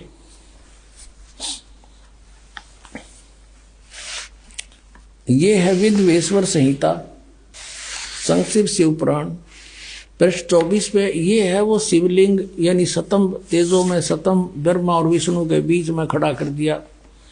और फिर ये देखिएगा 25 पृष्ठ पे, ब्रह्मा और विष्णु ने पूछा, प्रभु उस शिव रूप में खड़े भगवान काल से पूछा, सतकाल रूपी ब्रह्म से, कि ब्रह्मा और विष्णु ने पूछा, प्रभु सृष्टि आदि 5 कर्तव्यों के लक्षण क्या हैं, यह हम दोनों को बताइए। भगवान शिव बोले, ये भी अनुवाद करता तो शिव कहेगा था वो काल इनका पिता। मेरे कर्तव्य को समझना अत्यंत गहन है, तथापि मैं कृपा पूर्वक तुम्हें उनके विषय में बता रहा हूं। आगे देखो, अब 26 पृष्ठ पे कंसेप्ट क्लियर हो जाता है। 26 पृष्ठ पे शिव पुराण का, यहां देखिएगा, पुत्रो, यू काल कहता है ब्रह्मा और विष्णु को, पुत्रो तुम दोनों ने तपस्या करके प्रसन्न हुए मुझ परमेश्वर से सृष्टि और सतिथि नामक 2 कृत प्राप्त किए, और ये दोनों तुम्हें बहुत प्रिय हैं। इसी प्रकार मेरी विभूति स्वरूप रुद्र और महेश्वर ने, ये ने है मैं नहीं है, 2 अन्य उत्तम कृत्य संहार और तिरोभाव मुझसे प्राप्त किए हैं। अब ये देखो, ब्रह्मा विष्णु महेश हो गए दोनों, ब्रह्मा और विष्णु, और 2 ये रुद्र और महेश्वर हो गए, और 5वां यू बोलनिया जो इनको पुत्र कह है, और परंतु अनुग्रह करते दूसरा कोई नहीं पा सकता। अनुग्रह यानी कृपा नहीं कर सकते तुम, कोई भी नहीं कर सकता, जो जैसा करेगा उसे भरना पड़ेगा। अब यहाँ फिर क्लियर हो जाता है कि ये काल है, ब्रह्म है, जिसने गीता बोली थी इसी शिवपुराण के 26 पृष्ठ पे रुद्र संहिता के। यहाँ देखना पुण्यात्माओं कमाल कर रखा है। ये कहता कि मैंने पूर्व काल में अपने स्वरूप भूत मंत्र का उपदेश किया है, जो ओंकार के रूप में प्रसिद्ध है। वह मंगलकारी मंत्र है। सबसे पहले मेरे मुख से ओंकार ओम प्रकट हुआ, जो मेरे स्वरूप का बोध कराने वाला। ओंकार वाचक है, मैं वाच्य हूँ, ये मंत्र मेरा स्वरूप ही है। प्रतिदिन ओंकार का निरंतर स्मरण करने से मेरा ही सदा स्मरण होता है, काल का स्मरण होता है। मेरे उत्तरवर्ती मुख से अकार, पश्चिम मुख से उकार, दक्षिण मुख से मकार, पूर्ववर्ती मुख से बिंदु और मध्यवर्ती मुख से नाद का प्राकट्य हुआ है। इस प्रकार 5 अवयवों से, 5 इन अंगों से युक्त ओंकार का विस्तार हुआ है। इन सभी अवयवों से एकीभूत होकर प्रणव ओम नामक एक अक्षर हो गया। हाय हाय। गीता जी अध्याय नंबर 8 के श्लोक नंबर 13 में कहता, गीता ज्ञान दाता ये काल रूपी ब्रह्म के ओम इति एकाक्षरम ब्रह्म व्यवहारण मामनुसमरण यह प्रयाति तदन देहम सयाति परमाम गतिम। इससे सिद्ध है कि जो ब्रह्मा विष्णु महेश का पिता है वो गीता को बोल रहा है, और उसका ये ओम एक अक्षर है। अपने आत्माओं, परमात्मा ने 600 वर्ष पहले बताया था, धर्मदास ये जग बोरा ना, कोई न जाने पद निर्वाणा, यही कारण मैं कथा पसारा, सबसे कहिए एक राम न्यारा। अब अपनी महिमा आप ही बता रहे हैं। अब मैं तुमसे कहूं चिताई, तेरे देव की उत्पत्ति भाई, कुछ संक्षेप कहूं गहुराई, सब सन से तुमरे मिट जाई। कहते हैं माँ अष्टंगी पिता निरंजन, ये जमदारुण वंशन अंजन, पहले कीन निरंजन राई, पीछे से माया उपजाई। माया रूप देख अति शोभा, देव निरंजन तन मन लोभा। निरंजन कीने भोग विलासा, माया को रही तब आशा। 3 पुत्र अष्टंगी जाए, ब्रह्मा विष्णु शिव नाम धराए। अपने आत्माओं, इब तो परमात्मा सामने आकर खड़ा हो गया कि आई एम गॉड। कबीर साहब कहते हैं आई एम गॉड। और बालक तो बालक अंधे से अंधा इन वचनों को सुनकर समझ सकता है कि हु इज गॉड। सबसे पहले हमने ये निर्णय करना है हु इज गॉड। अब ये क्लियर हो गया कि कबीर इज गॉड, यानी परमात्मा बिना ये सारी सबकी उत्पत्ति कैसे बतावे, काल की भी उत्पत्ति। गीता जी अध्याय नंबर 10 के श्लोक नंबर 2 में गीता ज्ञान दाता कहता है कि मेरी उत्पत्ति को ये देवता नहीं जानते। क्यों नहीं जानते? क्योंकि इनका उत्पत्ति करता मैं हूं। अब पिता की डेट ऑफ बर्थ को संतान कैसे बता सकती है? और दादाजी बतावे, और वो दादाजी आए थे। अब कबीर परमात्मा ने इन अज्ञानी ऋषियों से एक ही प्रश्न किया था, कौन ब्रह्मा का पिता है, कौन विष्णु की माँ, शंकर का दादा कौन है, हमको जो बता। और ये हंसी करा करते, मजाक करते थे, देख क्या बकवास कर रहा है, ये झूठा है, कपटी है, अज्ञानी है, इसको संस्कृत भाषा नहीं आती है, झूठ बोलता है, श्रोताओं इसकी बातों में मत आना।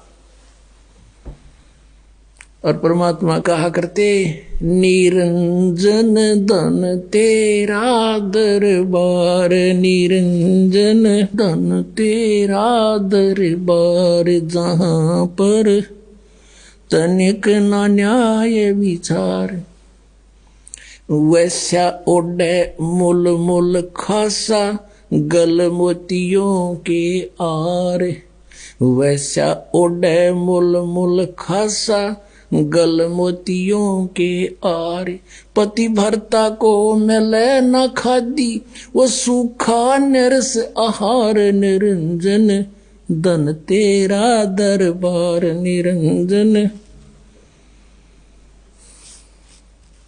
जहां पर तनिक न न्याय विचार, पाखंडी की पूजा जग में संत को कहे लबाड़े, पाखंडी की पूजा जग में संत को कहे लबाड़े, अज्ञानी को परम विवेकी, ज्ञानी को मूड गंवार, निरंजन धन तेरा दरबार, जहां पर तनिक न न्याय विचार,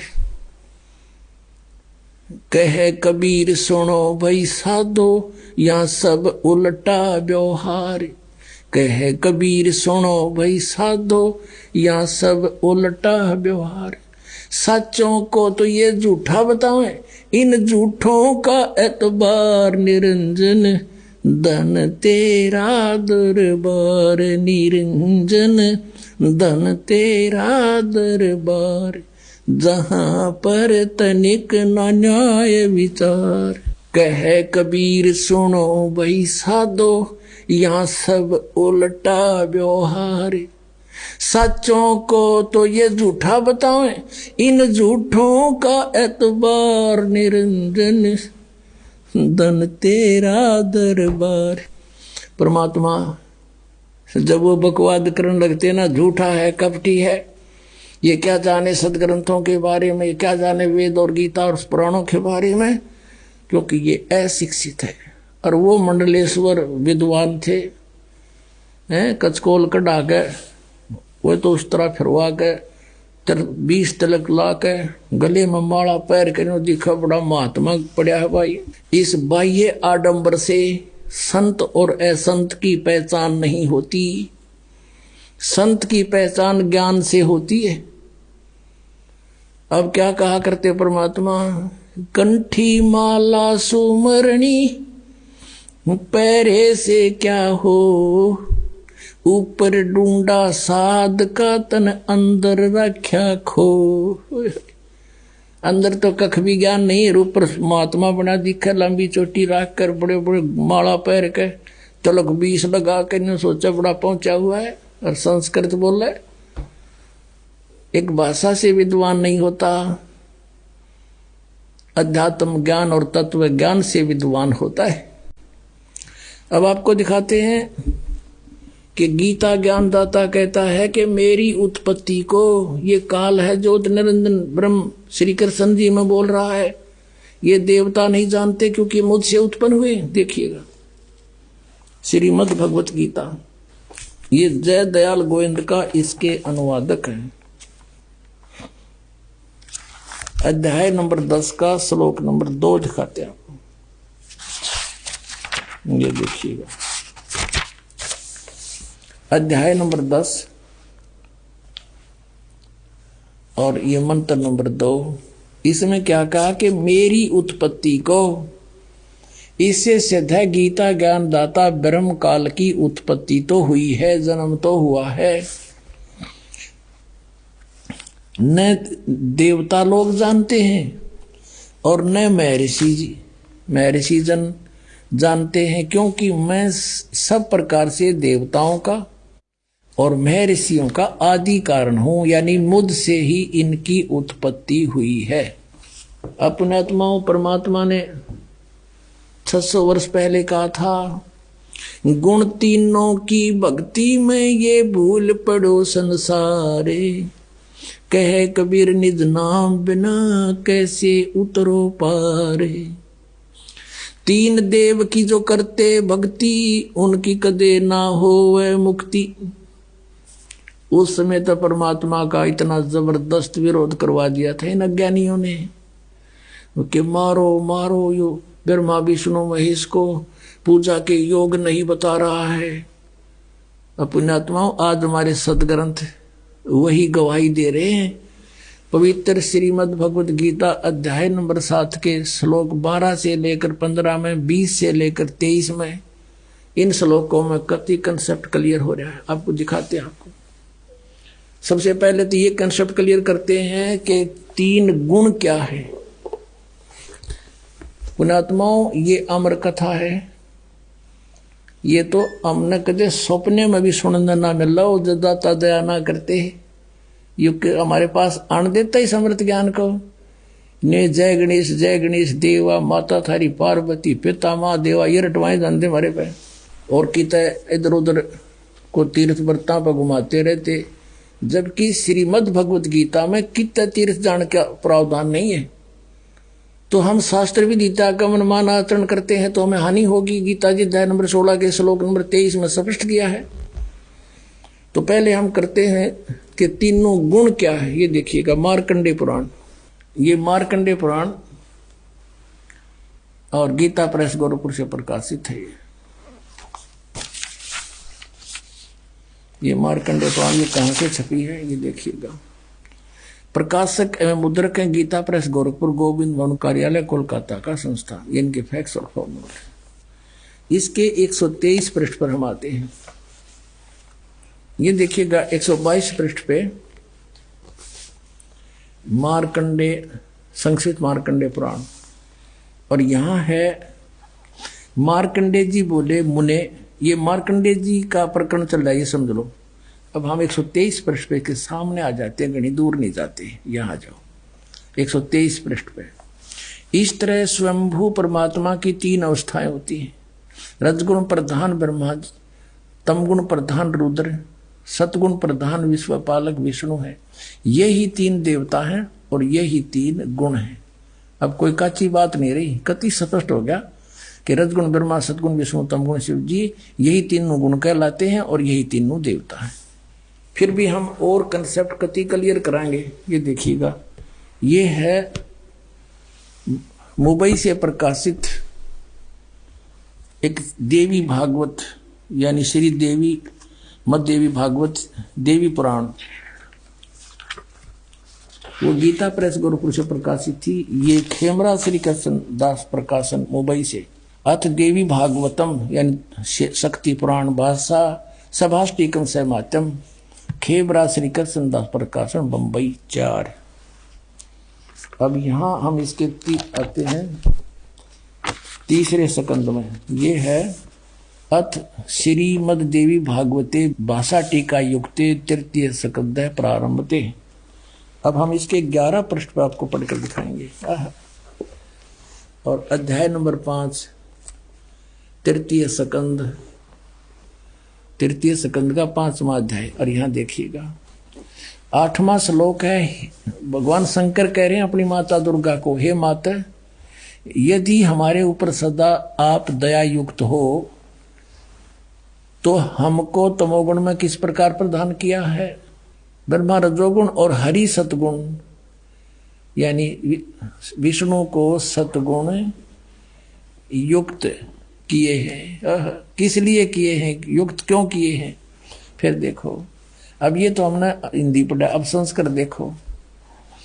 यदि दया धर्मना न सदा अंबिके, यदि दया धर्मना, यदि आप हमारे ऊपर सदा दयालु हो, अंबिके सदा अंबिके कथम अहम विहित है। शंकर जी कहते हैं क्यों मैं बना दिया, कैसे, किस लिए? तमोगुण है।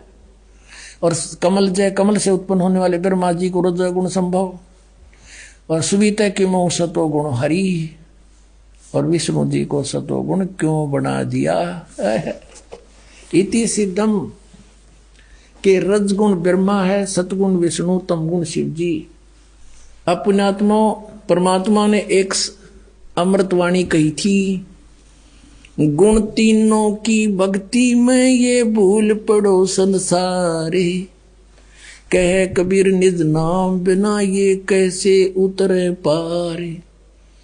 तीन देव की जो करते भक्ति, उनकी कदे ना होए मुक्ति। इस बात का झगड़ा रहा करता मालिक साची कहा करते, हमारे वो झूठे गुरु भगवान का विरोध किया करते और कराया करते, जिसका खामियाना आज तक हम भोगते रहे। हमारे पूर्वज भूत बढ़ गए। गीता जी में 9वें अध्याय के 25वें श्लोक में कहा, जो भूत पूजेंगे वो भूत बनेंगे। भूत पूजा कौन सी? श्राद्ध निकालना, 13वीं करना, वर्षोद्धि करना, 6 करना, फिर वहां गंगा में गति करवा के आना, पिंड भरवाना, ये सारी भूत पूजाएं थी। और हम इनको बड़े चाव से करते थे कि ना करेंगे तुम्हारे पिताजी के लिए, बताओ हमने करया क्या? पिताजी को नाम दिवा दो, बेड़ा पार, जरूरत नहीं कुछ भी करने की, पार हो जाएंगे सारे के सारे। अब देखो श्रीमद् भगवत गीता और इसके जय दयाल गोविंद का अनुवादक है। गीता प्रेस गोरखपुर से ये प्रकाशित है। अंडरस्टूड? ये आपके समक्ष 7वें अध्याय को पढ़ेंगे। इस 7वें अध्याय में शुरू में ही इस काल भगवान ने कति साफ कह दिया।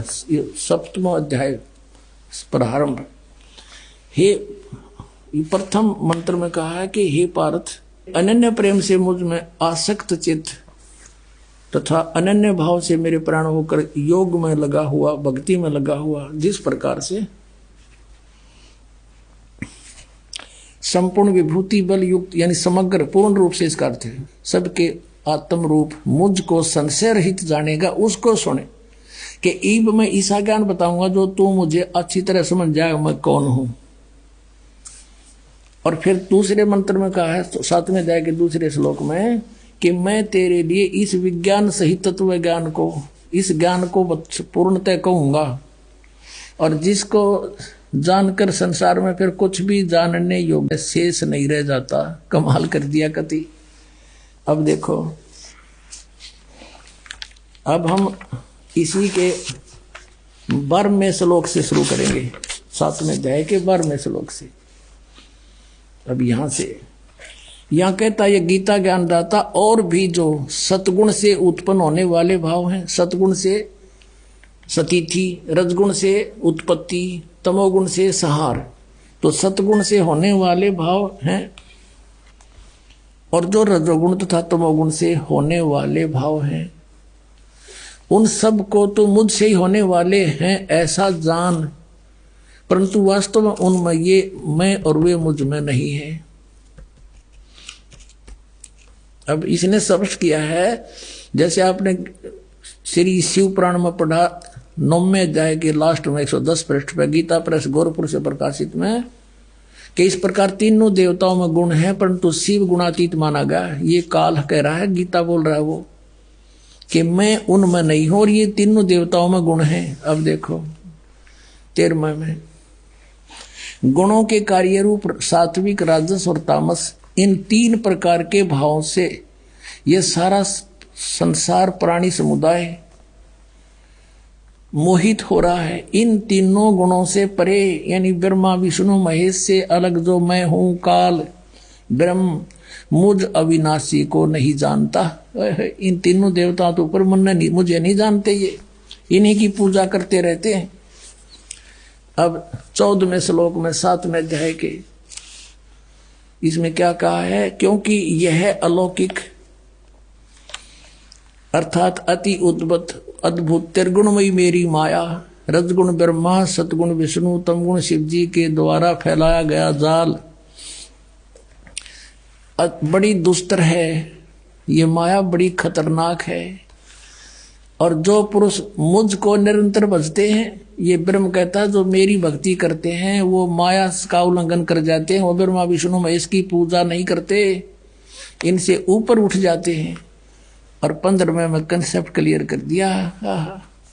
माया के द्वारा जिनका ज्ञान हरा जा चुका है, त्रिगुणमयी माया, रजगुण ब्रह्मा, सतगुण विष्णु, तमगुण शिव जी के द्वारा, उनकी भक्ति से ऊपर जो कुछ सुनने को तैयार नहीं, कुछ करने को तैयार नहीं, उनका उन्हीं से मिलने वाले लाभ पर आश्रित हो चुके हैं, उनका ज्ञान हरा जा चुका है, असुर स्वभाव को धारण किए हुए मनुष्यों में नीच और दूषित कर्म करने वाले मूढ़ लोग, मूर्ख मुझको नहीं भजते। अपने आत्माओं ये स्पष्ट कर दिया कि अन्य देवता रजगुण ब्रह्मा, सतगुण विष्णु, तमगुण शिव जी की जो भक्ति करते हैं वो राक्षस स्वभाव को धारण किए हुए मनुष्यों में नीच दूषित कर्म करने वाले मूर्ख, गीता ज्ञानदाता कहता है वो मेरी भक्ति भी ना करते, इन्हीं तक सीमित है। और देखो आगे इसमें 16 से लेकर 19 तक फिर इसने अपने विषय में बताया कि मेरी भक्ति 4 प्रकार के करते हैं। फिर 20 से फिर शुरू करता है इन्हीं देवताओं के बारे में। देखिएगा ये वही गीता प्रेस गोरखपुर से प्रकाशित है 7वां अध्याय। अब हमने 15 तक पढ़ लिए, अब 20 में आ गया। उन भोगों की कामना द्वारा जिनका ज्ञान हरा जा चुका है, जो 15वें श्लोक में गया 7वें अध्याय में, अपने स्वभाव से प्रेरित होकर उस नियम का धारण करके वो अन्य देवताओं को भजते अर्थात पूजते हैं। ब्रह्मा विष्णु महेश ये तीनों गुण अन्य देवताओं में आते हैं।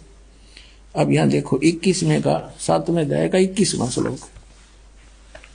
जो सकाम भक्त जिस देवता के स्वरूप को श्रद्धा से पूजना चाहता है, उस भगत की श्रद्धा को मैं उसी देवता के प्रति स्थिर करता हूं। जैसे कोई विष्णु जी को पूजता है तो स्वयं आ जाए विष्णु रूप धारण कर उसने तथास्तु कर जाए, का देसी दे जाओ खिलौने खेल लें जा। फिर अब 22 में देखो, वह साधक वह पुरुष श्रद्धा से युक्त होकर उस देवता को पूजन करता है और उस देवता से मेरे द्वारा ही विधान किए हुए उन इच्छित भोगों को निस्संदेह प्राप्त करता है।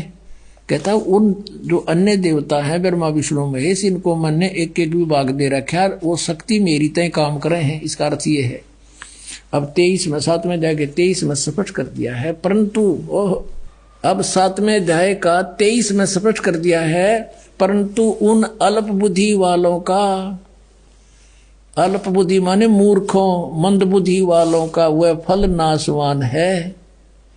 देवताओं को पूजने वाले देवताओं को प्राप्त होते हैं और मेरे भगत मुझको ही प्राप्त होते हैं। इन्होंने ये डंगा डाल दिया, चाहे जैसे ही भजे, चाहे कोई बात हुई। गीता जी कहता है कि एक मेरा तो एक वो मंत्र, उसके अतिरिक्त कुछ भी नथिंग एल्स, ये इन्होंने आ पढ़ा दिया, चाहे जैसे भी भजे, हरे राम हरे कृष्ण करें। इनका उद्देश्य ये है यहाँ डंगा डाण का, मेरे भक्त मुझको ही प्राप्त होते हैं, इतना सा बात है। अपने आत्मा रजगुण ब्रह्मा, सतगुण विष्णु, तमगुण शिव जी ये अन्य देवताओं में आते हैं और शास्त्र विधि को त्याग कर जो मनमाना आचरण करते हैं उनको कोई लाभ नहीं होता। 16वें अध्याय के 23वें श्लोक में कहा है। अब यहां थोड़ा सा कंसेप्ट और क्लियर करते हैं। अब जैसे 16वें अध्याय के 23वें श्लोक में ये कहा कि शास्त्र विधि को त्याग कर जो मनमाना आचरण करते हैं उनको कुछ भी लाभ नहीं होता, ना उनकी गति हो, ना उनको कोई सुख हो और ना उनकी कोई सिद्धि प्राप्त हो, यूजलेस। फिर क्या फायदा उस भक्ति का। और देखिएगा इन तीनों देवताओं की भक्ति भी शास्त्र विधि त्याग का मनमाना आचरण है। ये देखिएगा, यही गीता प्रेस गोरखपुर से प्रकाशित है। 16वें अध्याय का 23वां श्लोक दिखाते हैं। ये 16वां अध्याय और इसका 23वां श्लोक यहां पर है। जो शास्त्र विधि को त्याग कर अपनी इच्छा से मनमाना आचरण करते हैं वह न सिद्धि को प्राप्त होता है, न परम गति को और न सुख को ही, यूजलेस।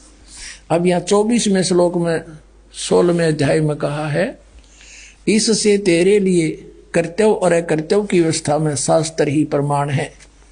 यानी जो सदग्रंथों में विधि लिखी वही करना और किसी की दंत कथा से हरे राम कृष्ण कृष्ण राधे राधे ये नहीं करना। ऐसा जानकर शास्त्र विधि से नियत कर्म करने योग्य हैं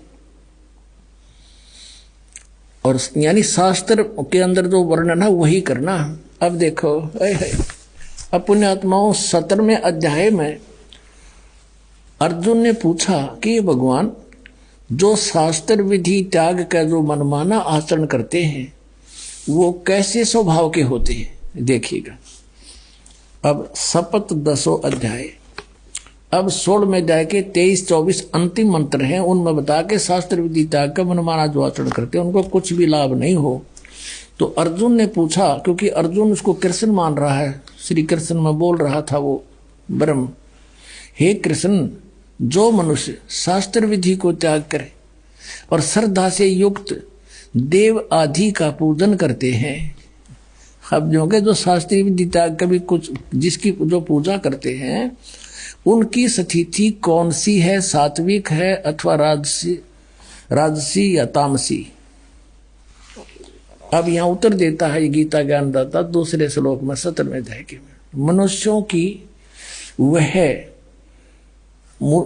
की वह शास्त्रीय संस्कारों से रहित केवल स्वभाव से उत्पन्न श्रद्धा, शास्त्रों से हटकर मनमानी जो श्रद्धा है वह सात्विक, राजसी और तामसी, ये 3 प्रकार की होती है। उसको मुझसे सुन। अब ये दास आपको इसमें तो आपका समझ में आओ नहीं, क्योंकि ये तो पढ़ते आपने 5500 वर्ष हो गए, ये समझ में आओ तो फिर बात तय की थी।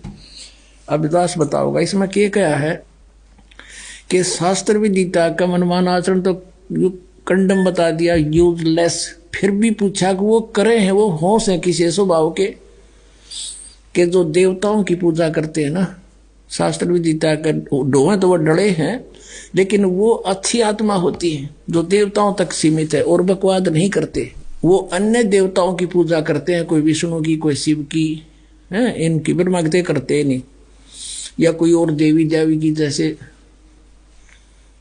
कोई तो कांगड़ा वाले की तो फलाने वाली की, कहते है तो यूजलेस, पर इनका स्वभाव है अच्छी आत्मा तो देवताओं की पूजा करते हैं। और जो दूसरे हैं वो जंतर मंत्र करने वाले, ये भूत प्रेत की झाड़े ढूढ़े लानी है, ये तामसी वृत्ति के लोग होते हैं। ये बकवादी भैरव भूत ने पूजे हैं, दारू पीऊं और मांस खाओ नो को वो भैरव बोलू हूँ, जो बोतल चढ़ा दो, पीओ बोतल खाओ, मांस निकम्मे और बर्बाद करे। कहने का भाव यह है कि हैं तो ये शास्त्र विधि त्याग का मनमाना आचरण यूजलेस, पर इनका स्वभाव अलग अलग होता है, क्योंकि इनको ज्ञान नहीं होता, तत्वदर्शी संत नहीं मिलता, तब तक ये रास्ता बदल नहीं सकते। फिर बताया कि जो देवताओं की पूजा करते हैं शास्त्र विधि त्याग के, है तो यूजलेस, लेकिन वो सात्विक वृत्ति के होते, अच्छी आत्मा होती है। और जब उनको जो है ज्ञान हो जाएगा तब वो अपना रास्ता चेंज कर सकते हैं, और जो तामसी व्यक्ति के हैं वो नहीं जल्दी से समझते।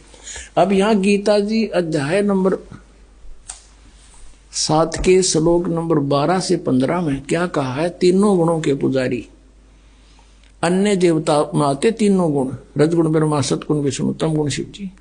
राक्षस स्वभाव को धारण किए मनुष्यों में नीच दूषित कर्म करने वाले गीता ज्ञानदाता कहता मुझे भी ना बजते ये। और फिर कहता मेरी भक्ति 4 प्रकार के करते हैं, आरथ, अर्थार्थी, जिज्ञासु और ज्ञानी। परमेश्वर कबीर जी ने कहा था गुण तीनों की भक्ति में ये भूल पड़ो संसारे, कह कबीर निज नाम बिना कैसे उतरो पार। निज नाम ये सतनाम है 2 अक्षर का, और सार नाम वो अलग है, आदि नाम जिसे कहते हैं। 3 देव की जो करते भक्ति उनकी कदे ना हो मुक्ति। और वो हमारी गीता जी कह रही है कि शास्त्र विधि को त्याग कर जो मनमाना आचरण करते हैं यूजलेस, ना उनकी परम गति हो, ना उनको सिद्धि प्राप्ति हो, ना कोई सुख हो, फिर किस लिए डलेड हो रहे हो? अब इनको राक्षस स्वभाव को धारण किया हुआ मनुष्यों में नीच कैसे कहा? मूर्ख है। जैसे तमगुण शिव की भक्ति की थी रावण ने, कैसा जुल्म किया? एक पराई स्त्री को उठा लिया और फिर कैसा जुल्म करना चाहा, शराब पीवे, मांस खावे, राक्षस कहलाया। और फिर एक भस्मागिरी नाम का तपस्वी था, श्री शिव का पुजारी, तमोगुण शंकर का पुजारी, उसी के द्वार के सामने, गेट के सामने ऊपर न सिर नीचे न पैर करके सिरासन पर 12 वर्ष तक खड़ा रहा। और भगवान, एक दिन पार्वती ने कहा कि हे भगवान, आप तो महेश्वर हो, आप क्या नहीं कर सकते, आपका बच्चा क्या मांगता है, इसको दे दो वरदान जो मांगता है। इस बात से भगवान शिव ने कहा कि बोल भाई क्या मांगता है, बता दे। उसने भस्मागिरी ने कहा कि ऐसे नहीं भगवान, वचनबद्ध हो जाओ। भगवान शिव ने सोचा कि मांगेगा, एक सिद्धि मांग लेगा, दे दूंगा। कहा ठीक है तथास्तु, वचनबद्ध हो गया, खड़ा हो गया तुरंत और कहने लगा आप अपना ये भस्म कड़ा दे दो। भगवान शिव ने एक भस्म कड़ा हाथ में पहन रखा था और उसमें ऐसी शक्ति थी कि किसी के सिर पे रख के यूं कर दे सिर की तरफ के भस्म कर देता था, उसको मार डालता था, जला देता था। भगवान शिव ने सोचा भस्म कड़ा मांगा है, कोई बात नहीं, साधु है, जंगल में रहता है, राक्षसों से बचाव के लिए मांगता होगा। दे दिया कड़ा निकाल के। और ज्यों ही उसके हाथ में वो कड़ा आया, वो तमोगुण पुजारी उसी समय आंख बदल गया और कहने लगा शिव जी होले होशियार, अब यह तेरी साथ से तुझे मारूंगा, पार्वती को पत्नी बनाऊंगा मैं, इसी उद्देश्य से ये भक्ति कर रहा था तेरी। देखो हम शिव जी ने अंतर्यामी कहा करते, अजरो अमर अविनाशी कहा करते थे और इस डर से भगवान शिव भाग लिए। आगे आगे भगवान, पाछे पाछे पुजारी जा खखाट उठा। यदि ये अविनाशी होते तो हमारी बुद्धि वहां भी काम नहीं करी कदे भाई कि भगवान बाजे क्यों, तो ये कह दिया करते हमने मूर्ख पुराण खाते तो लीला करे थे, यह टट्टू लीला थी, सांस चढ़ रहे। वाह भाई वाह।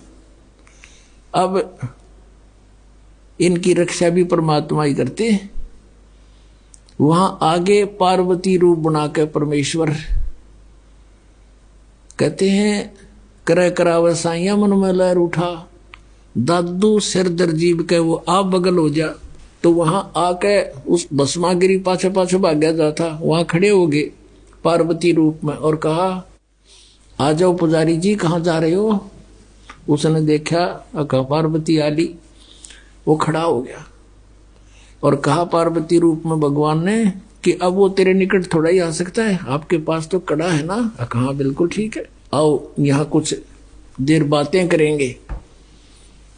और फिर पार्वती रूप में प्रभु ने कहा कि मुझे डांस करके दिखा दे ताकि मैं प्रसन्न हूं तेरे ते। वो कहने लगा मैं तो तपस्वी आदमी, कदे डांस कराया नहीं, कैसे करूं, अक मैं बताती हूँ।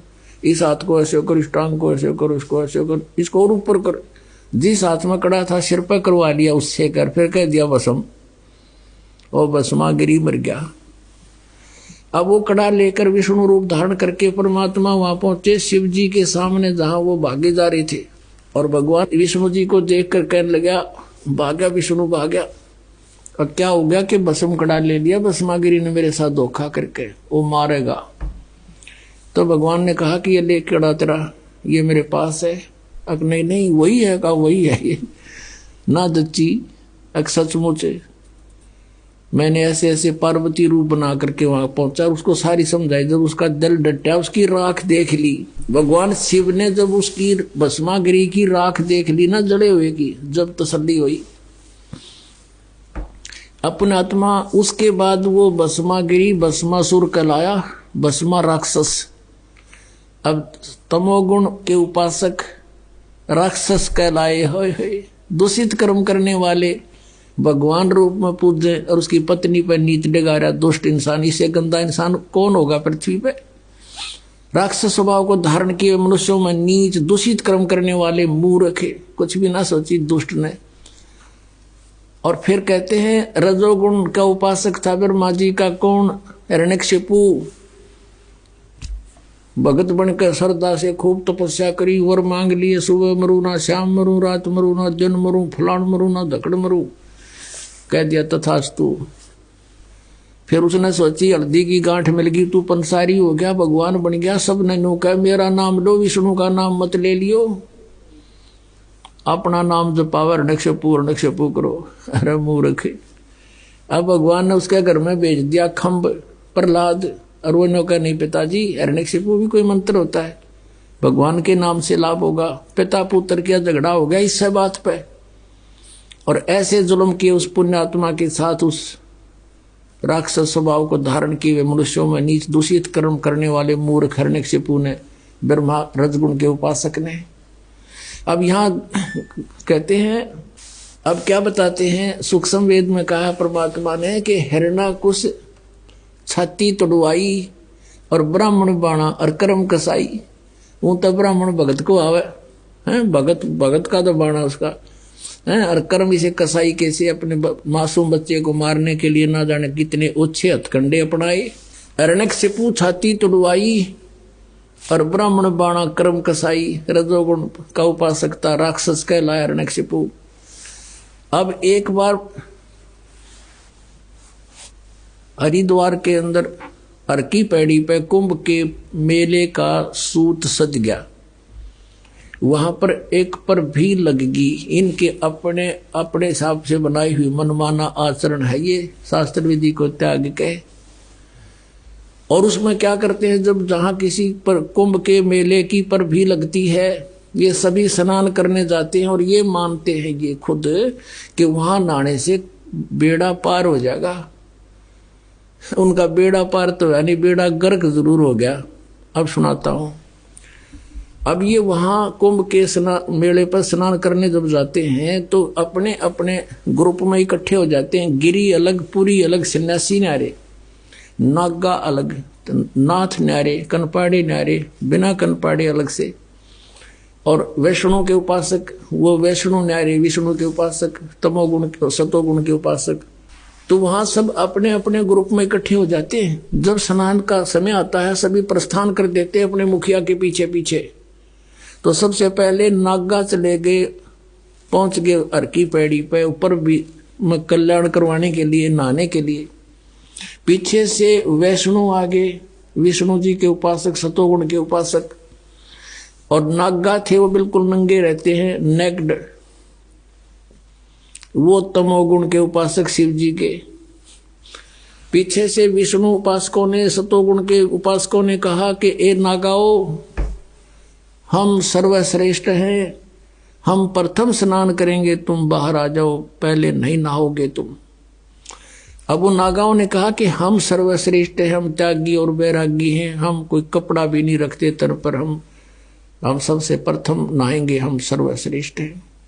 वैष्णु साधु कहने लगे, शरण फड़ो, तुम टट्टी के हाथ भी ना धोते, पशु की तरह नंगे फिरो, तुम कहे कि श्रेष्ठ हो, बाहर मरो, हम नहाएंगे पहले। अब वहां बैठ गए तीनों गुण। अब उसी समय इनका जूत बाज गया, नाना भी भूल गए, भगवान भी भूल गए, हर की पैड़ी भी याद ना रही इनकर, पर भी भूल गए। 25,000 ये त्रिगुण उपासक, इन तीनों भगवानों के उपासक वह कटका मर गए, कत्लेआम कर दिया, गंगा का पानी लाल कर दिया, लाश बहती जाओ उनमें, तो तेरा गजब हुई। इसके बारे में परमात्मा ने कहा है कि तीर तुपक तलवार कटारी ये जम दड़ जोर बधावे हैं, हर पैड़ी हर हेत न जाना, और वहां जा तेग चलावे हैं, काटे शीस नहीं दल करुणा, ये जग में साध को आवे हैं, और जो जन इनके दर्शन को जावे उनको भी नरक पठावे हैं। हे भगवान, पुण्यात्माओं, हम कति अंधे कर रखे थे इस काल में, हम इन महात्मा मान्या करते, इसे जुल्म करनिया ने। अब कहते काटे शीस नहीं दिल करुणा, इतनी भी दया नहीं, और कत्लेआम कर डाला, छोरी गपो दे हैं, तलवार ते काट गिरे, बड़कियां खा ली एक दूसरे ने। ये है और तीनों गुणों के उपासक, राक्षस स्वभाव को धारण किए मनुष्यों में नीच दूषित कर्म करने वाले मूर्ख। ये पुण्यात्माओं दास नहीं कह रहा, ये इनका इतिहास कह रहा है, श्रीमद् भगवत गीता बता रही है। और 600 वर्ष पहले परमात्मा बता रहे थे, परमेश्वर कबीर साहब, गुण तीनों की भक्ति में ये भूल पड़ो संसार, कहे कबीर निज नाम बिना ये कैसे उतरे पार, तीन देव की जो करते भक्ति, उनकी कदे ना होवे मुक्ति। बोलो सतगुरुदेव। भजन करो उस रब का, जो दाता है कुल सब का, भजन करो उस रब का जो दाता है कुल सब का। वो कौन है? वो कबीर देव है। बोलो सतगुरुदेव।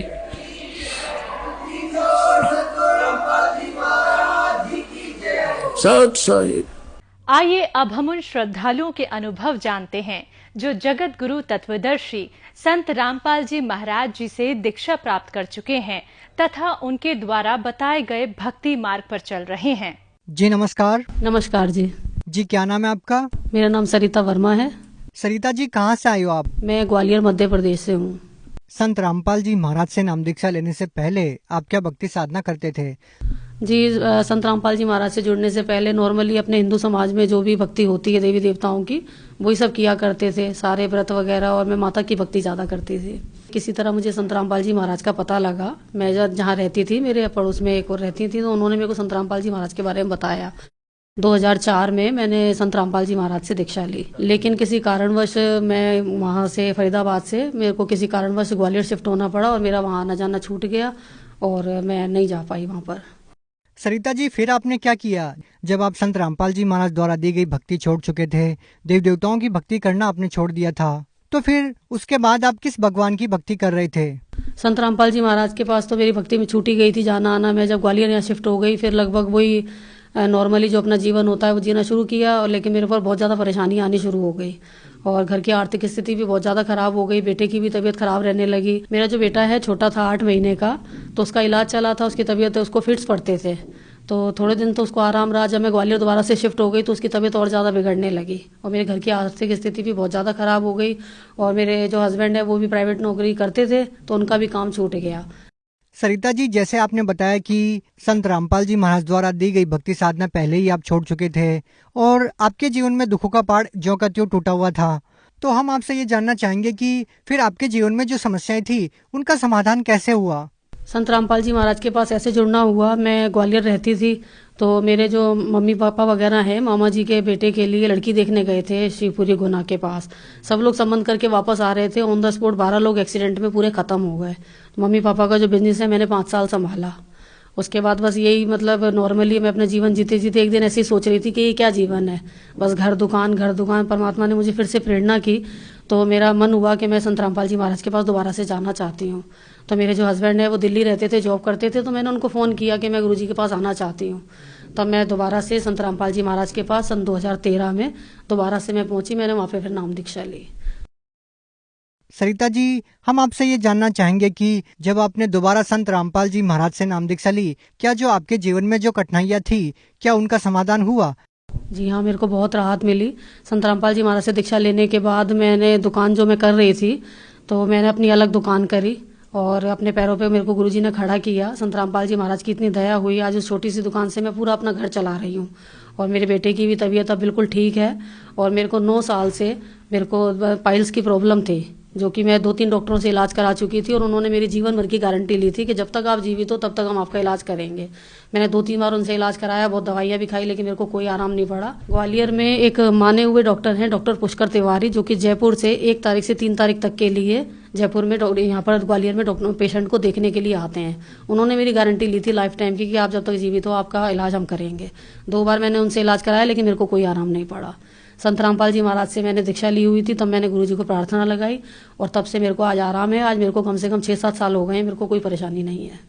संत रामपाल जी महाराज जी ने आपकी जो बीमारी ठीक की उसके लिए कितने पैसे लिए आपसे? कोई पैसे नहीं लिए। सरिता जी संत रामपाल जी महाराज के बारे में ये कहा जाता है कि वो बीमारी दूर करने के लिए, नशा छुड़वाने के लिए पैसे लेते हैं, तो आपसे कितने पैसे लिए संत रामपाल जी महाराज ने आपकी परेशानियों को ठीक करने के लिए? जी नहीं, ये बिल्कुल गलत है, ऐसा कुछ भी नहीं है। संत रामपाल जी महाराज शास्त्र प्रमाणित सतभक्ति विधि बताते हैं, जो कि मर्यादा में रहकर करने से सभी प्रकार के रोग कष्ट अपने आप सही हो जाते हैं। उनके मंत्रों में इतनी पावर है कि अगर मर्यादा में रहकर की जाए तो कैसी भी लाइलाज बीमारी हो वो जड़ से खत्म हो जाती है। और क्या क्या लाभ मिले आपको? मेरा बेटा जो कि 8 महीने का था तो उसको दोहरे पड़ते थे, तो ग्वालियर के बहुत अच्छे एक डॉक्टर हैं, डॉक्टर लवलेकर, उनके पास उसका ट्रीटमेंट चला था 3 साल, तब तो वो ठीक था। 12 साल के बाद उसको दोबारा से फिर वही परेशानी होने लगी थी। डॉक्टर के पास उसको दिखाया तो उसकी समस्या और ज़्यादा बढ़ गई थी, जो कि महीने में पढ़ते थे तो उसको रोज पढ़ने लगे और पूरे दिन में कई बार पढ़ने लगे।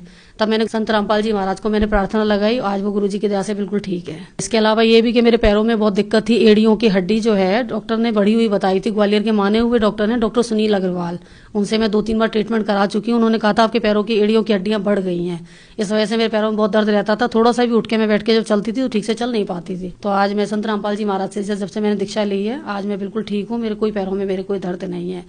और संत रामपाल जी महाराज की इतनी दया हुई है कि छोटी सी दुकान है मेरी और गुरुजी की दया से बहुत अच्छी चलती है। और आज मैंने 7 लाख रुपए का फ्लैट भी ले लिया है। संत रामपाल जी महाराज से आपको इतने सारे लाभ मिले हैं, लेकिन जब हम सांसारिक रूप से लोगों की दयनीय स्थिति देखते हैं तो ये समझना और लोगों का विश्वास कर पाना ये मुश्किल है कि एक संत से नाम दीक्षा लेने के बाद आपको आर्थिक लाभ भी मिलेगा, आपको शारीरिक लाभ भी मिलेगा। जब दवाइयाँ काम करना बंद कर देती है, वो दवाइयाँ भी काम करना शुरू कर देती है, आपके सारे रोग दूर हो जाते हैं। लोग इस बात पे विश्वास कैसे करेंगे? देखिए, वो तो संत रामपाल जी महाराज से दीक्षा लेने पे ही आपको पता लगेगा, क्योंकि उनके पास जो शास्त्र विधि है, जो शास्त्रानुकूल भक्ति वो बताते हैं, उन मंत्रों में और उस भक्ति में इतनी पावर है जो कि किसी में नहीं है। हम औरों की भक्ति तो करते हैं, लेकिन वो शास्त्रानुकूल ना होने की वजह से थोड़े दिन तो हमें लाभ मिलता है, और वो लाभ भी हमें इसलिए मिलता है जो हमारे पूर्व जन्म की भक्ति की कमाई है। लेकिन हम ऐसा सोच लेते हैं कि हम जो ये कर रहे हैं उसी से हमें लाभ हो रहा है। वो थोड़े दिन के लिए आराम मिलता है, फिर वही घर में परेशानियां आनी शुरू हो जाती हैं। लेकिन संत रामपाल जी महाराज की जो भक्ति है वो शास्त्र प्रमाणित है, और अगर हम मर्यादा में रहकर करेंगे तो हमारे ऊपर किसी प्रकार का कोई कष्ट नहीं आएगा। तो सरिता जी, आज के दिन संत रामपाल जी महाराज से नाम दीक्षा कैसे ली जा सकती है? संत रामपाल जी महाराज के टीवी चैनलों पे, बहुत सारे टीवी चैनलों पे सत्संग आते हैं। उन सत्संग में नीचे पीले रंग की पट्टी चलती है, उस पे आश्रम के मोबाइल नंबर दिए हुए हैं। आप जहां भी रहते हैं उस जगह पे आप उनको फोन करके आप नामदान केंद्र का पता लगा सकते हैं और वहां से नाम दीक्षा ले सकते हैं। जी धन्यवाद। जी सत साहिब।